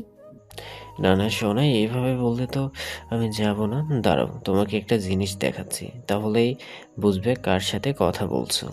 কথাটা বলেই আয়ান তার পকেট থেকে ফোন বের করে দ্রুত কিছু একটা খুঁজে বের করে। সে ফোনের স্ক্রিনটা মায়ের সামনে ধরে। স্ক্রিনে একটা পুরনো ভিডিও চলছে, যা দেখে মায়ের হাত পা বরফের মতো ঠান্ডা হয়ে যায়। মায়ের মাথা ঝিমঝিম করতে থাকে। সে দেয়ালে ভর দিয়ে কোনো মতে দাঁড়িয়ে থাকে। আয়ান হাসতে হাসতে ভিডিওটা বন্ধ করে মায়ের দিকে তাকায়। এবার কি হবে বলো? ভিডিওতে তোমার চেহারা স্পষ্ট। প্রিন্স জানে এসব? ফোন নিশ্চয় জানবে না, কারণ ও দেশের বাইরে আছে 15টা বছর ধরে। ছোটবেলাকার বন্ধু আমার, সে দেশে এইসব পুরনো খবর জানবে না। ওকে সবটা জানাতে হবে ভাবছি। এছাড়া বাকিদেরকেও বলতে হবে। প্রিন্স বা ওর বাবা জানলে কি হ্যাঁ তোমাকে আর এই চাকরি বা এই সম্মানের জায়গায় রাখবে, নাকি ছুঁড়ে ফেলে দিবে ডাস্টবিনে? মায়া এবার একদম ভেঙে পড়ে। সে আয়নের পায়ের কাছে বসে পড়ার মতো অবস্থায় চলে যায়। সে দুহাত জোর করে কান্নায় ভেঙে পড়ে। না না, প্লিজ ওনাকে জানাবেন না, দয়া করুন। ওকে কিছু বলবেন না। ও আমাকে অনেক সম্মান করে। ওর চোখে আমি ছোট হতে পারবো না। আপনি যা বলবেন আমি তাই করবো, কিন্তু প্রিন্সকে কিছু বলবেন না প্লিজ। এই তো লাইন আসছো শোনা, আমার কথাই কাজ হবে এখন। দলে আমি যা যা বলবো তাই করবো, ঠিক আছে? যদি আমার অবদ্ধ হও তবে কাল সকালেই এই ভিডিও অফিসে সবার ইনবক্সে থাকবে, এমনকি প্রিন্সের ফোনেও। কি করতে হবে আমাকে? আমি সব করতে রাজি, শুধু আমার সম্মানটুকু এভাবে সবার সামনে টেনে আনবেন না। আয়ান মায়ের মুখটা হাত দিয়ে উঁচিয়ে ধরে, তাই চোখে এক বিজয়ের আনন্দ। বেশি কিছু না, আপাতত সবার সামনে আমার সাথে প্রেমিকা হিসেবে নিজেকে দেখাবে। আমি যখন ডাকবো তখন আমার কাছে আসবে, সবার সামনে আমার সাথে ঢলে ঢলে পড়বে। মানুষের মনে যেন এটা আসে যে তুমি আমার আমার গার্লফ্রেন্ড। না হলে তোমার হিজাবের আড়ালে থাকে সে আসল রূপটা অফিসের সবাইকে দেখাবো আমি। মনে থাকবে তো? মায়া নিথর হয়ে দাঁড়িয়ে থাকে। সে বুঝতে পারছে সে এক বিশাল মরণ ফাঁদে পা দিয়েছে। একদিকে প্রিন্সের প্রতি তার বাড়তে থাকা শ্রদ্ধা আর ভালোবাসা, অন্যদিকে এই কুৎসিত অতীত। মায়া নিঃশব্দে মাথা নাড়ে। না, এমন করবেন না। আমি রাজি, আপনি যা বলবেন আমি তাই করবো, শুধু ভিডিওটা ডিলিট করে দিন। এই তো গুড গার্ল, ভিডিও ডিলিট হবে সময় হলে। আগে আমার মন রক্ষা করো। কথাটা বলেই আয়ন হঠাৎ করে মায়াকে জড়িয়ে ধরে। মায়ের সারা শরীর ঘেন্নায় রিরি করে ওঠে। সে সাথে সাথেই নিজেকে ছাড়িয়ে নেয় আর দ্রুত একটা বাথরুমে ঢুকে পড়ে। আয়ন হেসে বের হয়ে যায়। মায়া দরজায় হেলান দিয়ে হু হু করে কেঁদে ওঠে। যে ভয়টা সে পাচ্ছিল সেটাই হলো আজ। সে অনেকটা সময় ধরে কাঁদতে থাকে। এরপর সে নিজেকে সামলে নেয়। তারপর চোখে মুখে পানি দিয়ে হিসাব বেঁধে সেখান থেকে বের হলো। মায়া দৌড়ে নিচে ডেস্কে ফিরে আসে। তার মনে হচ্ছে সে শ্বাস নিতে পারছে না। প্রিন্স নিজের কেবিনের ফাইলগুলো গুছিয়ে নিয়ে বাইরের ডেস্কে আসে। সে দেখে মায়া তার সিটে বসে আছে চুপচাপ, তার দুহাত টেবিলের উপর জড়ো করা আর মাথা নিচু। প্রিন্স কয়েক পা এগিয়ে গিয়ে মায়ের সামনে দাঁড়ালো। মায়ের শরীরটা হালকা কাঁপছে, যা প্রিন্সের তীক্ষ্ণ নজর এড়ায় না। প্রিন্স একটু নিচু হয়ে মায়ের মনোযোগ আকর্ষণ করার চেষ্টা করে। মায়া, কি হয়েছে আপনার? এভাবে চুপ করে বসে আছেন কেন? ব্যাগ গুছিয়ে নিন, চলুন এখন বাড়িতে ফিরি, রাত বাড়ছে। মায়া চেয়ার ছেড়ে উঠল। সে প্রিন্সের চোখের দিকে তাকাতে পারছে না। তার মনে হচ্ছে প্রিন্সের সে বিশ্বাসী চোখের দিকে তাকালে সে অপরাধ বোধে কুঁকড়ে যাবে। আয়নের সেই কুৎসিত প্রস্তাব আর ব্ল্যাকমেল মায়ের মনের ভিতর বিষের মতো ছড়িয়ে পড়ছে। মায়া কোনো কথাই বলে না, নিজের ব্যাগটা কাঁধে ঝুলিয়ে পা বাড়ায়। প্রিন্স মায়ের এই অস্বাভাবিক নীরবতা দেখে অবাক হয়। সে মায়ের সামনে এসে দাঁড়ালো আর মায়ের চোখ দুটোর দিকে তাকিয়ে বলে, দাঁড়ান 1 মিনিট, কি হয়েছে আপনার? আপনার চোখ এত লাল কেন? আপনি কি কাঁদছিলেন? সারাদিন তো আপনি ঠিকই ছিলেন, অনেক হাসাহাসি করলেন, ঝগড়া করলেন, হঠাৎ এখন আবার কাঁদলেন কেন? কেউ কি আপনাকে কিছু বলেছে? মায়া একটা লম্বা দীর্ঘশ্বাস ফেলে। সে জানে তাকে এখন মিথ্যা বলতে হবে, না হলে প্রিন্স যদি সন্দেহ করে আয়নের কাছে যায় তবে সব শেষ হয়ে যাবে। মায়া নিজের গলা পরিষ্কার করে স্বাভাবিক হওয়ার ভান করে। না প্রিন্স, কেউ কিছু বলেনি। আসলে আমি তো গত 10 বছরে এতটা মানুষের ভিড়ে আসিনি, কারোর এত কাছাকাছি আসিনি, তাই আজকের দিনটা আমার জন্য অনেক স্পেশাল ছিল। এই যে মানুষের সাথে মিশলাম, কাজ করলাম, এই খুশিতে একটু কেঁদেছিলাম, আর কিছু না। আপনি মিছেমিছেই চিন্তা করছেন। প্রিন্স মায়ের কথা শুনে আশ্বস্ত হয়। সে হালকা হাসে। মায়ের প্রতি তার মনে এক গভীর মায়া কাজ করে। সে মায়ের হাতটা আলতো করে নিজের হাতের মুঠোয় নেয়। প্রিন্স চায় মায়াকে এক নিরাপদ স্পর্শ দিতে। আগলি একটা, খুশিতে কেউ এভাবে কাঁদে? ঠিক আছে, চলুন এখন যাওয়া যাক, আমি আপনার সাথে আছি সব সময়। ঠিক তখনই পিছন থেকে এগিয়ে আসে আয়ান, তার মুখে হাসি। আয়ান সরাসরি মায়ের পাশে এসে দাঁড়ালো। সে প্রিন্সের হাত থেকে মায়ের হাতটা একরকম ছিনিয়ে নেওয়ার মতো করে নিজের দিকে টেনে নেয়। মায়ের শিউরে ওঠে, কিন্তু সে কোনো প্রতিবাদ করে না। প্রিন্স ভ্রু কুঁচকে আয়ানের দিকে তাকায়। কিরে প্রিন্স, নতুন মেয়ের সাথে এত মাখামাখি কিসের? মায়া শোনা, আজ তোমাকে অনেক বেশি ক্লান্ত লাগছে, কি হয়েছে তোমার? আয়ান, বাজে কথা রাখ, ফ্লার্ট করা বন্ধ কর। আমি তোকে সকালেই বলেছি মায়া আমাদের গেস্টের মতো, তুই ওকে থামতে বলছিস না কেন? চল মায়া, আমরা যাই। আয়ন হো হো করে হেসে ওঠে। সে মায়ের কাঁধে হাত দিয়ে মায়াকে নিজের বুকের দিকে টেনে নিল। প্রিন্স বিস্ময়ে হতবাক হয়ে তাকিয়ে থাকে। মায়া পাথরের মতো দাঁড়িয়ে আছে। সে আয়নকে সরিয়ে দিচ্ছে না কেন? আরে প্রিন্স, কেন থামাচ্ছিস তুই আমাকে? তুই তো জানিস না মায়া আমার কি হয়।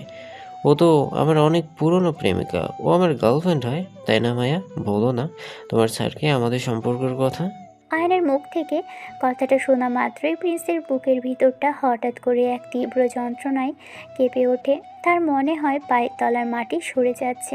সবিশ্বাসের দৃষ্টিতে মায়ের দিকে তাকায়। প্রিন্স আশা করছিল মায়া তখন আয়নকে একটা চড় মারবে বা প্রতিবাদ করবে, কিন্তু মায়া মাথা নিচু করে দাঁড়িয়ে থাকে। মায়া ধীরে ধীরে আয়নের বুকের উপর মাথা রাখে। সে জানে আয়নের হাতে থাকা সেই ভিডিওটা তার জীবন ধ্বংস করে দিতে পারে। কি হলো প্রিন্স, বোকার মতো তাকিয়ে আছিস কেন? আমরা দুজনেই অনেক আগে থেকে একে অপরকে চিনি। আজ বিকালে ওয়াশরুমের কাছে আমাদের সব পুরনো মান অভিমান মিটে গেছে, তাই না মায়ের সোনা? আজ থেকে আমরা আবার একসাথে। প্রিন্স, তুই একা বাড়িতে যা, আজকে মায়াকে আমি নিজেই পৌঁছে দেব। ওর সাথে আমার অনেক একান্ত কথা আছে। মায়া এক মুহূর্তের জন্য প্রিন্সের দিকে তাকায়। সে প্রিন্সের চোখে একরাশ একাকিত্ব আর মন খারাপের রেশ স্পষ্ট দেখতে পায়। প্রিন্সের সেই উজ্জ্বল চোখ দুটো হঠাৎ যেন নিভে গেছে। মায়ের বুক ফেটে কান্না আসছে, কিন্তু সে নিরুপায়। আয়ন মায়ার হাত ধরে টেনে নিয়ে লিফটের দিকে চলে যায়। প্রিন্স মূর্তির মতো দাঁড়িয়ে থাকে সেখানেই। তার মাথায় কেবল একটাই কথা ঘুরছে, মায়া কি তবে আমাকে এত বড় ধোঁকা দিল? রাত 10টা। প্রিন্স তার নিজের ঘরে পায়চারি করছে। সে বাড়ি ফেরার পর থেকে এক মুহূর্তের জন্য স্থির হতে পারছে না। তার মনে হচ্ছে তার সারা শরীরের রক্ত জমে গেছে। মায়া তখনও বাড়ি ফেরেনি। প্রিন্সের মা বাবা তাকে জিজ্ঞেস করেছে মায়া কোথায়, কিন্তু প্রিন্স অফিসের কাজের দোহাই দিয়ে তাকে এড়িয়ে গেছে। হঠাৎ করে মায়া ঘরে ঢোকে। তার বোরখা আর হিজাব কিছুটা এলোমেলো। সে ঘরে ঢুকেই চুপচাপ নিজের ব্যাগটা টেবিলের উপর রাখে। প্রিন্স বলে, বাহ, অনেক তাড়াতাড়ি ফিরছেন দেখছি। আয়নের সাথে সময় কেমন কাটলো? অনেক পুরনো প্রেম তো, তাই না? মায়া কোনো উত্তর দেয় না। সে আলমারি থেকে কাপড় বের করতে শুরু করে। প্রিন্স এবার মায়ের সামনে গিয়ে দাঁড়িয়ে পড়ে। সে মায়ের হাতে শক্ত করে ধরে ঝাঁকুনি দেয়। কি হলো, চুপ করে আছেন কেন? আজ অফিসে যা দেখালেন তার ব্যাখ্যা কি? আয়ান আপনার বয়ফ্রেন্ড আর আপনি ওর গার্লফ্রেন্ড? এটাই তাহলে আপনার সেই অতীত যাকে আপনি ভালোবাসতেন, আর সেজন্য আমার সাথে বাসর রাতে অমর নাটক করেছেন? আপনাকে তো আমি বাসর ঘরেই অনেকবার জিজ্ঞাসা করেছিলাম যে কাউকে ভালোবাসেন কিনা, কোনো বয়ফ্রেন্ড আছে কিনা, বলতে পারতেন আমাকে। আমি তো আপনাকে জোর করতাম না। ছাড়ো, আমার লাগছে। আমার কোনো কথা বলার ইচ্ছে নেই এখন। তুমি যা ভাবছো সব সত্যি নাও হতে পারে। সত্যি নয় মানে কি? আয়ন যখন আপনাকে জড়িয়ে ধরলো আপনি তো নিষেধ করেননি, আপনি তো ওর বুকে মাথা রাখলেন। একজন বিবাহিত মেয়ে হয়ে আপনি পরপুরুষের বুকে কিভাবে ওভাবে ঢলে পড়লেন? আপনি কি আমাকে মানুষ মনে করেন না? আমার সম্মানে কি কোনো দাম নেই আপনার কাছে? আপনার সম্মান আমি ধুলোয় মিশিয়ে দিচ্ছি না। আমি শুধু আমার জীবনটা বাঁচানোর চেষ্টা করছি। আপনি বুঝছেন না প্রিন্স? বুঝেছি তো, আপনার নোংরামি তো ঠিকই চোখের সামনে দেখলাম। আপনি আয়নের মতো একটা লম্পটকে ভালোবাসেন, যে ছেলেটা মেয়েদের নিয়ে দিনরাত নোংরা আলাপ করে, আপনি তার সাথে প্রেম করেন। ছি মায়া, আমি তো আপনাকে অনেক উঁচু স্তরের কোনো মেয়ে ভেবেছিলাম। আমি তো আপনাকে শ্রদ্ধা করতে শুরু করেছিলাম। মায়া এবার রেগে ওঠে। সেও পাল্টা চিৎকার করে বলতে শুরু করে, শ্রদ্ধা? আপনি আমাকে কি শ্রদ্ধা করবেন? আপনি তো কেবল আমার বাইরের রূপ আর হাসিটুকুই দেখেছেন। আপনি জানেন না আমি কোন আগুনের ভিতর দিয়ে যাচ্ছি। আপনি আমাকে শাসন করার কে? আমাকে বিয়ে তো কেবল একটা দায়বদ্ধতা থেকেই হয়েছে। আপনার বাবা আমাকে দয়া করে আপনার সাথে বিয়ে দিয়েছে, তবে এখন এত অধিকার কেন খাটাচ্ছেন? অধিকার খাটাচ্ছে কারণ আমি আপনাকে আমার স্ত্রী হিসেবে মর্যাদা দিয়েছি। আমি চেয়েছিলাম আপনার জীবনে অন্ধকার মুছে দিতে, কিন্তু আপনি তো অন্ধকারেরই অংশ। আপনি আয়নের সাথে গিয়েছেন, তাকে নিয়ে ঢলাঢলি করেছেন, এখন আবার আমার সামনে দাঁড়িয়ে বড় বড় কথা বলছেন। আপনি যদি আয়নকেই ভালোবাসতেন তবে কেন আমাকে বিয়ে করলেন? কেন আমার জীবনটা নষ্ট করলেন? আমি আপনার জীবন নষ্ট করিনি প্রিন্স। আপনি নিজেই তো বলেছিলেন যে আপনি বাবার কথা রাখতে বিয়ে করেছেন, তবে এখন ভালোবাসার নাটক করছেন কেন? আপনি কি চান আমি আপনার পায়ে লুটিয়ে পড়ে ক্ষমা চাই? আমি কোনো ভুল করিনি, আমি যা করেছি আমার পরিস্থিতির জন্য করেছি। আপনি জানতো এখান থেকে। প্রিন্স মায়ের হাত ছেড়ে দেয়। তার চোখে এখন ঘৃণা আর কষ্টের সংমিশ্রণ। সে দেয়ালের দিকে ঘুষি মারে। পরিস্থিতি না, সব দুশ্চরিত্রা মেয়েরা পরিস্থিতির দোহাই দেয়। আপনিও তাদের থেকে আলাদা নন। আমি ভেবেছিলাম আপনি পবিত্র, হিজাবের আর এক শুদ্ধ মেয়ে, কিন্তু আপনি তো কেবল একটা মিথ্যাবাদী অভিনয় শিল্পী। আপনি আয়নের কাছে ফিরে যান। আমি কালী বাবাকে বলে দেব যে আমি আপনার সাথে এই ঘর করতে পারবো না। মায়া হঠাৎ করে চুপ হয়ে যায়। প্রিন্সের ঘর করতে পারবো না কথাটা তার কানে বজ্রপাতের মতো লাগে। সে প্রিন্সের দিকে তাকায়। প্রিন্সের চোখ দিয়ে এক ফোঁটা পানি গড়িয়ে পড়ছে। মায়া বুঝতে পারে সে এই মানুষটির মনটা একদম ভেঙে চুরমার করে দিয়েছে, কিন্তু সে তো সত্য বলতে পারবে না। সত্য বললে প্রিন্স তাকে আরও বেশি ঘৃণা করবে। মায়া নিজের রুম থেকে বেরিয়ে বাথরুমের দিকে চলে যায়। তার বুক ফেটে কান্না আসছে, কিন্তু সে নিঃশব্দে কাঁদছে। প্রিন্স বিছানায় ধপ করে বসে পড়ে। সে ভাবতে পারছে না মায়া তাকে এভাবে ঠকাবে। মায়া বাথরুমের ভিতর আয়নার সামনে দাঁড়িয়ে নিজের হিজাবটা টেনে খোলে। সে নিজের গলা সেই দাগগুলোর দিকে তাকায়। তার মনে পড়ে যাচ্ছে সে অন্ধকার ঘরের কথা। মায়ের ডুকরে কেঁদে ওঠে। সে জানে প্রিন্সকে সে সারা জীবনের মতো হারিয়ে ফেলছে, কিন্তু আয়নের হাতে সে ভিডিও যদি ভাইরাল হয় তবে তার বাবা মামুন এটা সহ্য করতে পারবে না। মায়ের নিজের কষ্টের কথা কাউকে বলতে পারছে না। সে একাই এই দোজকের আগুনে পড়ছে। প্রিন্স বিছানা ছেড়ে উঠে দাঁড়ায়। তার বুকের ভিতরটা অপমানে আর অভিমানে দুমড়ে মুচড়ে যাচ্ছে। সে আর এক মুহূর্ত এই ঘরে মায়ের সামনে থাকতে চাইছে না। প্রিন্স ঘর থেকে বেরিয়ে সিঁড়ি বেয়ে ছাদে চলে আসে। ছাদের রেলিং ধরে সে রাতের অন্ধকার আকাশের দিকে তাকিয়ে থাকে। তার মনে হচ্ছে জীবনের সব হিসেব যেন হঠাৎই উল্টে গেল। যে মায়াকে সে পবিত্রতার প্রতীক ভেবেছিল, যে মায়াকে সে অন্ধকারের গুহা থেকে আলোয় আনতে চেয়েছিল, সে মায়া কিনা আয়নের মতো একটা লম্পটের প্রেমিকা। না, আর কোনো প্রশ্ন করব না। আমি কার জন্য কষ্ট পাচ্ছি? যার নিজেরই কোনো সম্মানবোধ নেই। মায়া তার মতো করে থাকো, আমি আর তাকে কোনোদিন জোর করব না। আজ থেকে আমাদের মাঝে এক অদৃশ্য দেয়াল থাকবে। আমি আর তার সাথে এক বিছানাতেও থাকবো না। সে যেভাবে খুশি চলুক, যার সাথে খুশি মিশুক, আমি শুধু বাবার দেওয়া দায়িত্বটুকু পালন করে যাব। প্রিন্স নিজের ভিতরের যন্ত্রণা তাকে পাথর বানিয়ে ফেলে। সে সিদ্ধান্ত নেয় সে আর কোনোদিনও মায়ের চোখের দিকে তাকিয়ে তার কষ্টের কারণ জানতে চাইবে না। মায়া যদি আইনকেই বেছে নিয়ে থাকে তবে সেটাই সই। প্রিন্স ছাদের এক কোণে বসে সিগারেট ধরায়। সে জানতো না ভালোবাসা এত দ্রুত মানুষকে নিঃস্ব করে দিতে পারে। ওদিকে মায়া বাথরুমের ভিতর ঝর্ণা ছেড়ে দিয়ে মেঝেতে বসে হাউমাউ করে কাঁদছে। পানির শব্দে তার কান্নার আওয়াজটা চাপা পড়ে যাচ্ছে। মায়ের মনে হচ্ছে তার চারপাশ থেকে শ্বাস নেওয়ার বাতাস ফুরিয়ে আসছে। সে আয়নার নিজের প্রতিবিম্বের দিকে তাকায় আর ঘৃণায় মুখ ফিরিয়ে নেয়। সে তো কলঙ্কিত। তার অতীতটা এক নরকের মতো, আর আজ আয়নের হাতে থাকা সেই ভাইরাল ভিডিও তাকে জীবন্ত কবর দিয়ে দিয়েছে। হে আল্লাহ, আমি কিভাবে প্রিন্সকে সবটা বলবো? ও তো আমাকে ঘৃণা করবে। ও তো জানবে ওর বউ একটা বাজে মেয়ে। ওর বন্ধু যে ভিডিওটা নিয়ে আমার ব্ল্যাকমেল করছে সেটাও ও দেখলে কি আমায় বাঁচাবে, নাকি আমাকেও ছুঁড়ে ফেলে দিবে? আমি চাইলেও প্রিন্সের কাছে যেতে পারছি না। আমি নিজেকে ওর সামনে অসভ্য, ফাজিল আর দুশ্চরিত্রা প্রমাণ করছি যাতে ও আমাকে ঘৃণা করে দূরে সরিয়ে দেয়। অন্তত আমার কলঙ্কিত অতীতটা তো ওর সামনে আসবে না। আমি মরে যাবো, তবুও প্রিন্সের চোখে নিজেকে ছোট হতে দেবো না। দুজন কেউ ঘরে আসে না। একজন ছাদে থাকে আর একজন বাথরুমে বসে রাত পার করে। সকালে প্রিন্স রুমে আসে। ভোর হতেই সে দ্রুত কাউকে কিছু না বলেই অফিসে চলে যায়। মায়া আরও পরে ভিতরে ঢোকে। প্রিন্সকে দেখতে পায় না সে। মায়াও আর কিছু না ভেবেই চলে যায় অফিসে। মায়া আজ আর প্রিন্সের কেবিনে বেশিক্ষণ থাকে না। সে বেশিরভাগ সময় আয়নের রুমেই কাটায়। আয়ন মায়াকে নিয়ে সবার সামনে আদি খেতে শুরু করে। দুজনে হাত ধরে ঘোরে। প্রিন্স সব কিছুই দেখতে থাকে। সময় পার হয়ে দুপুর হলো। সবাই যে যার মতো খেতে বসেছে ক্যান্টিনে। অফিস ক্যান্টিনে আজ প্রিন্স এসেছে। অফিসের ক্যান্টিনে যখন সবাই দুপুরে খাবার খেতে বসে, আয়ন মায়ের পাশে চেয়ারে বসে। সে সবার সামনে ঘোষণা দেয় যে মায়া তার দীর্ঘদিনের প্রেমিকা। আয়ন নিজেই চামচ দিয়ে মায়াকে খাইয়ে দেওয়ার চেষ্টা করে। আরে সবাই শোনো, মায়া কিন্তু আমার অনেক পুরনো প্রেমিকা। আমরা একে অপরকে ছাড়া থাকতে পারি না। মায়া শোনা, এ নাও, এটা খাও। তোমার তো এটা খুব প্রিয় ছিল, তাই না? হা করো তো দেখি। মায়া অনেক কষ্টে নিজের বমি চেপে হাসার অভিনয় করে। সে জানে প্রিন্স দূর থেকে তাদের দেখছে। মায়া ইচ্ছে করেই আয়নের দিকে ঢলে পড়ে আর হাসি মুখে কথা বলে। সে চায় প্রিন্স তাকে ঘৃণা করুক। সে চায় প্রিন্স তাকে মন থেকে মুছে ফেলুক। থ্যাংক ইউ আয়ান, তুমি এখনও মনে রেখেছো আমার কি পছন্দ। তুমি সত্যি অনেক কিউট। আমাকে এভাবে আর কেউ যত্ন করেনি। প্রিন্স নিজের টেবিলের এক কোণে বসে একাই লাঞ্চ করছিল। মায়ের এই রূপ দেখে তার গলায় ভাত যেন কাঁটার মতো বিচ্ছে। সে দেখতে পায় আয়ান মায়ের হাত ধরে টানছে আর মায়া সেটা উপভোগ করছে। প্রিন্সের চোখ দুটো হঠাৎ ভিজে ওঠে।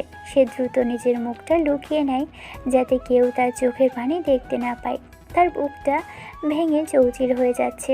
সে অনুভব করতে পারছে সে মায়াকে অনেক গভীর থেকে ভালোবেসে ফেলেছে। কিন্তু এই ভালোবাসা যে বিষের চেয়েও মারাত্মক হবে তা সে জানতো না। মায়া, তুমি কি সত্যি এতই সস্তা, নাকি আমি তোমাকে চিনতে ভুল করেছি? আয়নের হাতে হাত রেখে তুমি কিভাবে এত সুন্দর হাসতে পারো? আমি কি একটুও মূল্য নেই তোমার কাছে? আমি তো তোমাকে আগলে রাখতে চেয়েছিলাম। প্রিন্সের ভালো লাগে না কিছুই। মায়াকে সে একা পাচ্ছে না কোনোভাবেই।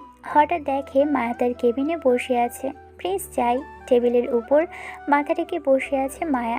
সারা রাত ভেজার কারণে তার শরীরে জ্বর এসেছে।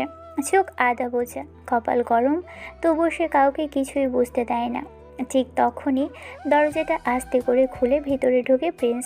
সে কয়েক সেকেন্ড চুপচাপ দাঁড়িয়ে থাকে। মেয়েটার কাঁপতে থাকা শরীর দেখে তার বুকের ভিতরটা হঠাৎই ভারী হয়ে ওঠে। মায়া, শুনছো? মায়া কোনো উত্তর দেয় না। মাথা টেবিলে রাখা প্রিন্স ধীরে ধীরে এগিয়ে আসে। তোমার শরীর ঠিক আছে? তোমাকে খুব দুর্বল লাগছে। মায়া ধীরে মাথা তোলে। চোখ দুটো লাল, মুখটাও ফ্যাকাশে দেখাচ্ছে। তুমি এখানে কেন এসেছো? আমি আমি একটু কথা বলতে চেয়েছিলাম। তোমার সাথে আমার কথা বলার মতো কিছু নেই। কিন্তু মায়া। প্লিজ আমার সামনে দাঁড়িয়ে নাটক করো না। নাটক? আমি তো শুধু শুধু কি কেয়ার দেখাতে এসেছো? আমার সব চাই না। আমার কেয়ারের জন্য আয়ন আছে।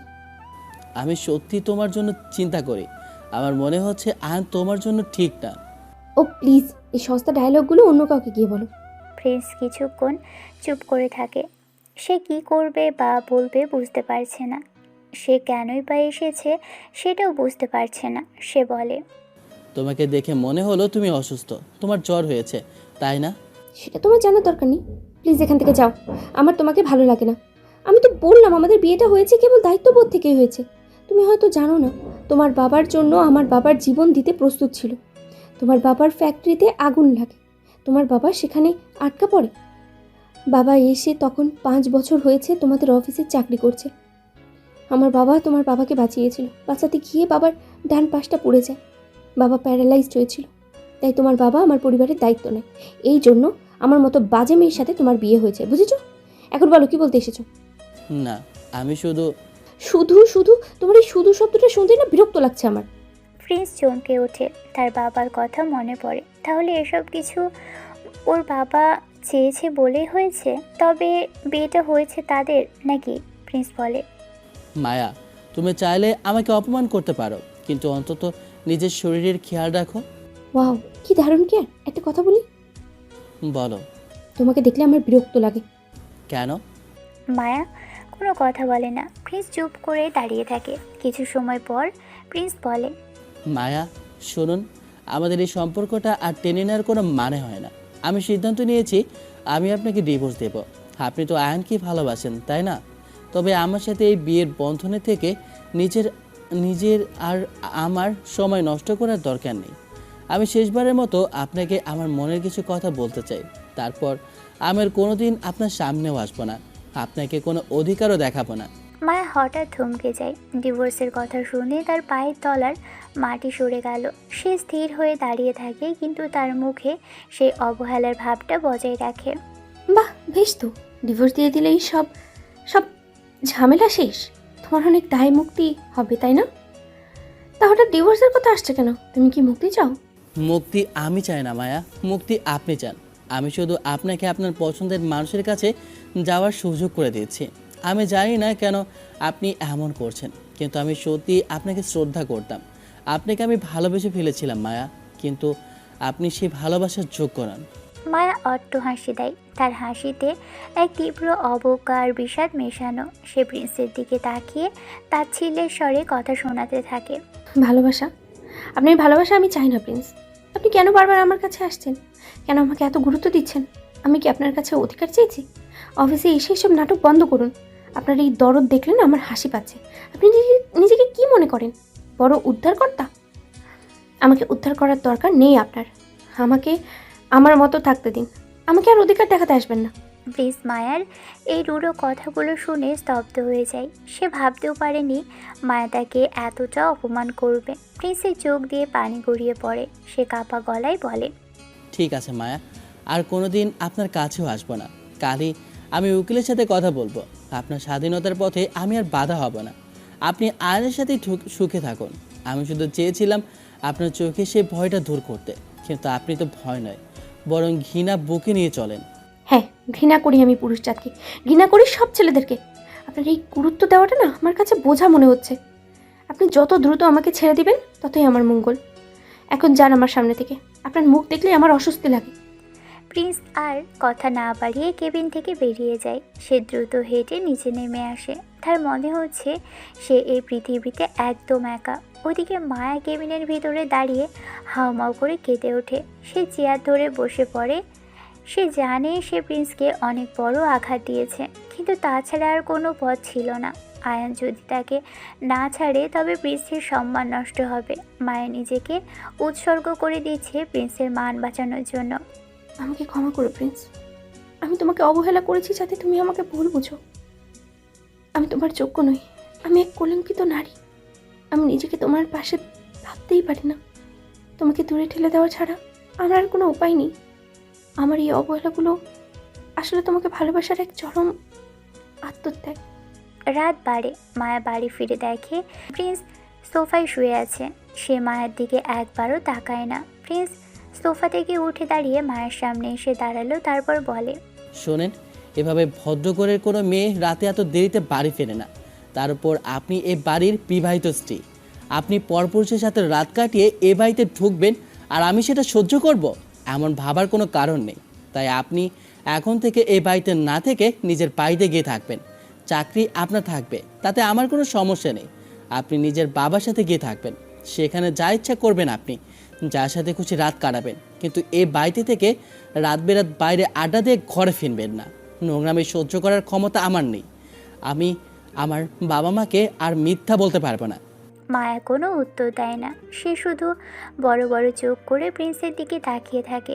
তার চোখের কোণে পানি চিকচিক করছে, কিন্তু সে মুখ ফুটে কিছুই বলে না। প্রিন্স এই মুহূর্তে প্রিন্সের বাবা আলতাফ আর মা রেহানা ঘর থেকে বেরিয়ে আসে। কি হয়েছে প্রিন্স? এত রাতে চিৎকার করছিস কেন? বাবা, তোমার এই গুণবতী পুত্রবধূ আমার বন্ধু আয়ানকে ভালোবাসে। তাদের আগে থেকে গভীর সম্পর্ক ছিল। সে কারণেই রোজ রাতে সে দেরি করে বাড়ি ফেরে। আয়ানের সাথে সময় কাটানোই এখন তার প্রধান কাজ। আমি চাই না সে আর এক মুহূর্তে এখানে থাকুক। মায়া, চান আপনি এখন এই ব্যাগ গুছিয়ে এ বাড়ি থেকে বেরিয়ে যান। মায়া নিঃশব্দে সিঁড়ি বেয়ে ওপরে যায়। কিছুক্ষণ পর একটা ছোট্ট ব্যাগ গুছিয়ে নিয়ে সে নিচে নেমে আসে। কারো দিকে না তাকিয়ে সে দরজার দিকে এগিয়ে যায়। আলতাফ মায়াকে আটকে ছিল, কিন্তু মায়া শোনেনি। মায়া চলে যাওয়ার পর আলতাফ সোফায় ধপ করে বসে পড়ে। তিনি প্রিন্সের দিকে তাকিয়ে একটা দীর্ঘশ্বাস ফেলে ডাকে, প্রিন্স, এদিকে বস। তুই মায়াকে অনেক বড় অপমান করে তাড়িয়ে দিলি, কিন্তু তুই কি জানিস মায়া আসলে কেমন মেয়ে? সে আয়ানকে নয়, সে তোকেই ভালোবাসে। আর তোকে ভালোবাসে বলেই সে আজ তোকে ছেড়ে দূরে সরে গেল। কি বলছো বাবা এসব? আমি নিজের চোখে সব দেখেছি। সে আয়নের বুকে মাথা রেখেছে। সে নিজে স্বীকার করেছে সে আয়নকে পছন্দ করে। সে মিথ্যে বলেছে প্রিন্স, কারণ মায়া এক কলঙ্কিত ইতিহাসের শিকার। সে একজন ধর্ষিতা মেয়ে। আজ থেকে 10 বছর আগে মায়ার বয়স যখন 18 ছিল, তখন সে 3 জন জানোয়ারের হাতে পাশবিক ধর্ষণের শিকার হয়েছিল।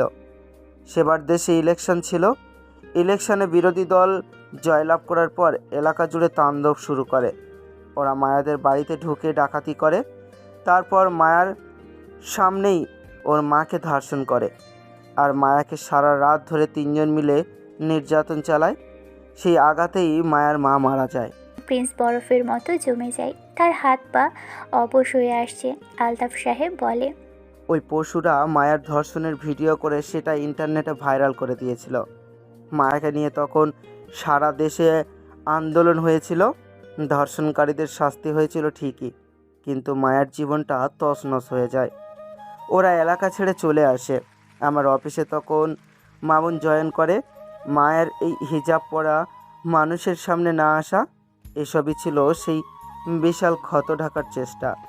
মায়ের তো কোনো দোষ নেই বাবা, সে তো পরিস্থিতির শিকার। দেখ বাবা, তোকে একটা কথা বলি, যে মেয়ে গোপনে তার প্রেমিকের সাথে ডেট করে, তাকে বিয়ে করার চেয়ে একজন ধর্ষিতা মেয়েকে বিয়ে করা অনেক বেশি ভালো। কারণ সে জানে অপমানের জ্বালা কত। তুই ওর পাশে দাঁড়া, দেখবি সে কখনো তোকে ছেড়ে যাবে না। সে তোকে অনেক ভালোবাসবে। প্রিন্স আর একটা শব্দও বলতে পারে না। সে হু হু করে কেঁদে ফেলে, মেঝেতে বসে পড়ে। তার মনে পড়ে যাচ্ছে বাসর রাতে মায়ের সেই আকুতি, সেই ভয়। সে বুঝতে পারে মায়া কেন নিজেকে অশুভ বানিয়েছিল, যাতে প্রিন্স তাকে ঘৃণা করে, দূরে সরিয়ে দেয় এবং তার এই অতীত কোনোদিনও সামনে না আসে। প্রিন্স সারা রাত নিজের রুমে একা বসে থাকে। সে মায়ের প্রতি করা নিজের প্রতিটি আচরণের জন্য অনুতপ্ত হয়। পরে 2 দিন প্রিন্স অফিসে যায় না। সে শুধু মায়ের কথাই ভাবতে থাকে। অবশেষে 2 দিন পর সে মায়াদের ছোট্ট ভাঙাচোরা বাড়িতে গিয়ে পৌঁছয়। ভিতরে ঢুকে দেখে মায়া তার বাবার পায়ের কাছে বসে কাঁদছে। প্রিন্সকে দেখে মায়া চমকে উঠে দাঁড়ায়। সে দ্রুত নিজের চোখের পানি মুছে হিজাবটা ঠিক করে নেয়। আপনি কেন এসেছেন এখানে? আর কি সমস্যা আপনার? আমাকে তো বাড়ি থেকে তাড়িয়ে দিয়েছেন। প্রিন্স কোনো কথা না বলে ধীর পায়ে এগিয়ে গিয়ে হঠাৎ মায়াকে জড়িয়ে ধরে। সে মায়ের কাঁধে মাথা রেখে কেঁদে ওঠে। মায়া স্তম্ভিত হয়ে যায়। সে নিজেকে ছাড়ানোর চেষ্টা করে, কিন্তু প্রিন্স তাকে আরও শক্ত করে চাপটে ধরে। সরি মায়া, আমাকে মাফ করে দাও। আমি তোমাকে অনেক বড় ভুল বুঝেছি। আমি তোমার অতীত জানতাম না। আমি সব জেনে গেছি মায়া। কেন তুমি আমাকে আগে বললে না? কেন একা এত কষ্ট সহ্য করলে?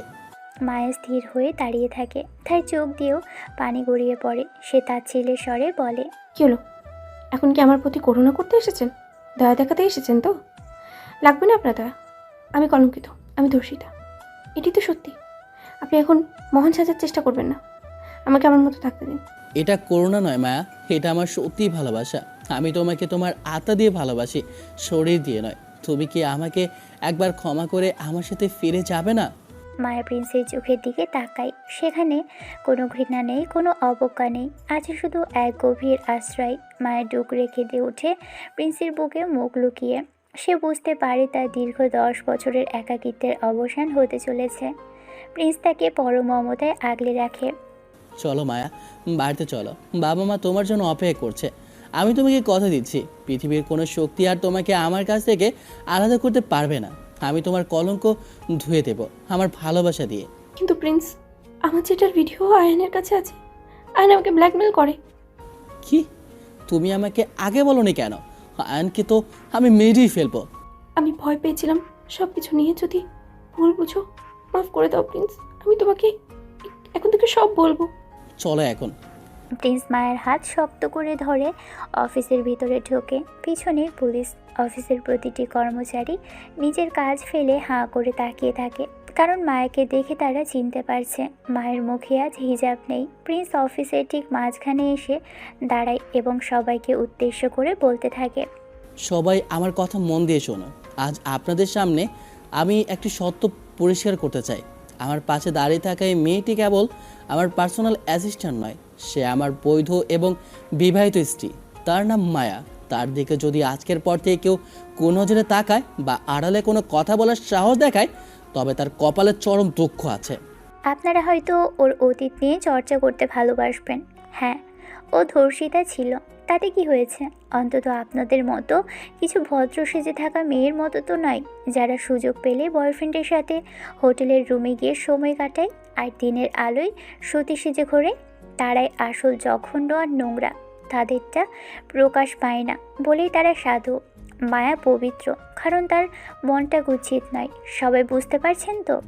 সারা অফিসে নিস্তব্ধতা নেমে আসে। ঠিক তখনই ভিটেলের সামনে আসে আয়ান। তার মুখটা ফ্যাকাশে হয়ে গেছে, কপালে বিন্দু বিন্দু ঘাম জমেছে। সে বুঝতে পারে তার খেলা শেষ হতে চলেছে। ইন্সপেক্টর সাহেব, এই সেই লোক আয়ান, যে আমার স্ত্রীকে ব্ল্যাকমেল করার চেষ্টা করেছে এবং ডিজিটাল পর্নোগ্রাফি আইনে বড় অপরাধ করেছে। ওকে অ্যারেস্ট করুন এবং ওর ফোনটা ভালোভাবে চেক করুন। ওখানে যা আছে তা ডিলিট করবেন। ওকে এমন শাস্তি দেবেন যেন সারা জীবন মনে রাখে। প্রিন্স, আমার কথাটা তো শোন বন্ধু, আমি জাস্ট একটু মজা করছিলাম। আমাদের আয়নের কথা শেষ হবার আগেই প্রিন্স নিজের পুরো শক্তি দিয়ে ওর চোয়াল বরাবর এক ঘুষি মারে। আয়ন ছিটকে গিয়ে মেঝেতে পড়ে যায়। তার ঠোঁটের কোণ ফেটে রক্ত বের হতে থাকে। প্রিন্স বলে, হরামি, বন্ধুত্বের নাম মুখে নেবি না জানোয়ার। পুলিশ, ওকে নিয়ে যান আমার চোখের সামনে থেকে। পুলিশ আয়নকে টেনে ভ্যানে তুলে নিয়ে যায়। মায়া তখনও ভয় কাঁপছে, তার চোখ দিয়ে পানি পড়ছে। প্রিন্স সবার সামনেই মায়াকে নিজের বুকের মাঝে টেনে নেয় এবং তার কপালে ঠোঁটে চুমু দিল। তারপর সবার চোখের সামনে মায়াকে 5 গোলা করে তুলে নেয়। মায়াও প্রিন্সের গলা জড়িয়ে ধরে। প্রিন্স তাকে কোলে নিয়ে নিজের কেবিনে ঢুকে লাথি দিয়ে দরজাটা বন্ধ করে দেয়। কেবিনের ভিতরটা এখন একদম নির্জন। প্রিন্স মায়াকে তার বিশাল ডেস্কটপ টেবিলের উপর বসিয়ে দিল। প্রিন্স মায়া 2 উরুর মাঝখানে দাঁড়িয়ে তার কোমরে হাত রাখে। মায়া, আর কোনো ভয় নেই। এখন তুমি শুধু আমার। আজ থেকে তুমি আমার সামনে একদম অনাবৃত থাকবে, বুঝেছো? কোনো হিজাব পরবে না। মায়া লাজুক হাসে, কিন্তু তার শরীর হঠাৎ করেই রোমান্সে শিউরে ওঠে। সে ফিসফিস করে বলে, প্রিন্স, এটা তো অফিস, এখানে কেউ ঢুকে পড়লে কি হবে? তুমি অনেক বেশি অ্যাডভান্স হয়ে যাচ্ছ না? প্রিন্স মায়ের কানে লতিতে দাঁত দিয়ে হালকা কামড় দেয়। মায়া এক অদ্ভুত সুখে চোখ বন্ধ করে ফেলে, কেঁপে ওঠে। প্রিন্স মায়ের বোরখার বোতামগুলো একে একে খুলতে শুরু করে। দরজা লক করা আছে মায়া, আর বাইরে পাহারা দেওয়ার জন্য আমার হুকুমই যথেষ্ট। আর তোমাকে আমি নতুন করে আবিষ্কার করব। তোমার শরীরে এই হায়নাদের দেওয়া ক্ষতগুলো আমি আমার স্পর্শ দিয়ে মুছে দেব। তোমাকে আমি আজ এমনভাবে আদর করব যে তুমি তোমার অতীত বলে শুধু আমার অস্তিত্ব অনুভব করবে। আমি কি তোমার ব্লাউজটা সরিয়ে ফেলবো নাকি তুমি নিজেই করবে? প্রিন্স, তুমি না অনেক ডার্ক কথা বলছো। আমার কেমন জানি লাগছে। তুমি কি আমাকে সত্যি ঘৃণা করবে না তো? আমার এই নষ্ট শরীর নিয়ে তোমার কোনো আক্ষেপ নেই? প্রিন্স মায়ের ঠোঁটে নিজের আঙুল রাখে। তারপর সে এক ঝটকায় মায়ের বোরখাটা সরিয়ে দেয়। মায়ের ফর্সা শরীরটা অফিসের এসির ঠান্ডায় কেঁপে ওঠে। শরীর কখনো নষ্ট হয় না মায়া, মন নষ্ট হয়। তোমার শরীর তো আমার কাছে এক পবিত্র জিনিস। আমি আজ তোমার শরীরে প্রতিটি কোণ দখল করব। আমি চাই তুমি চিৎকার করো। তোমার সেই চিৎকার যেন থাক, আর কিছু না। আর শুধু রোমান্স হবে, অনেক গভীর আর ডার্ক রোমান্স। মায়া প্রিন্সের শার্টটা খামচে ধরে। প্রিন্স মায়ের উন্মুক্ত পিঠে নখ দিয়ে আঁচড় কাটতে থাকে। তাদের নিঃশ্বাসের গতি বেড়ে যায়। মায়ের হিসাবটা মেঝেতে পড়ে যায়। তার রেশমি চুলগুলো টেবিলের উপর ছড়িয়ে পড়ে। প্রিন্স মায়ের ঠোঁট দুটো নিজের দাঁত দিয়ে চেপে ধরে, আর মায়ের গলা দিয়ে এক অস্ফুট আর্তনাদ বেরিয়ে আসে। প্রিন্স, আমি তোমার, শুধু তোমার। আমাকে আজ শেষ করে দাও তোমার ভালোবাসা। আমি সব বলতে চাই। প্রিন্স মায়ের কানের কাছে মুখ নিয়ে কামুক গলায় বলে, আজ তোমার নিস্তার নেই মায়া। এই অফিস রুমটা আজ আমাদের প্রথম বাসর ঘর হবে। আমি তোমাকে আজ এক রাজকীয় সুখে ভাসিয়ে দেব। তারা একে অপরের মাঝে হারিয়ে যায়।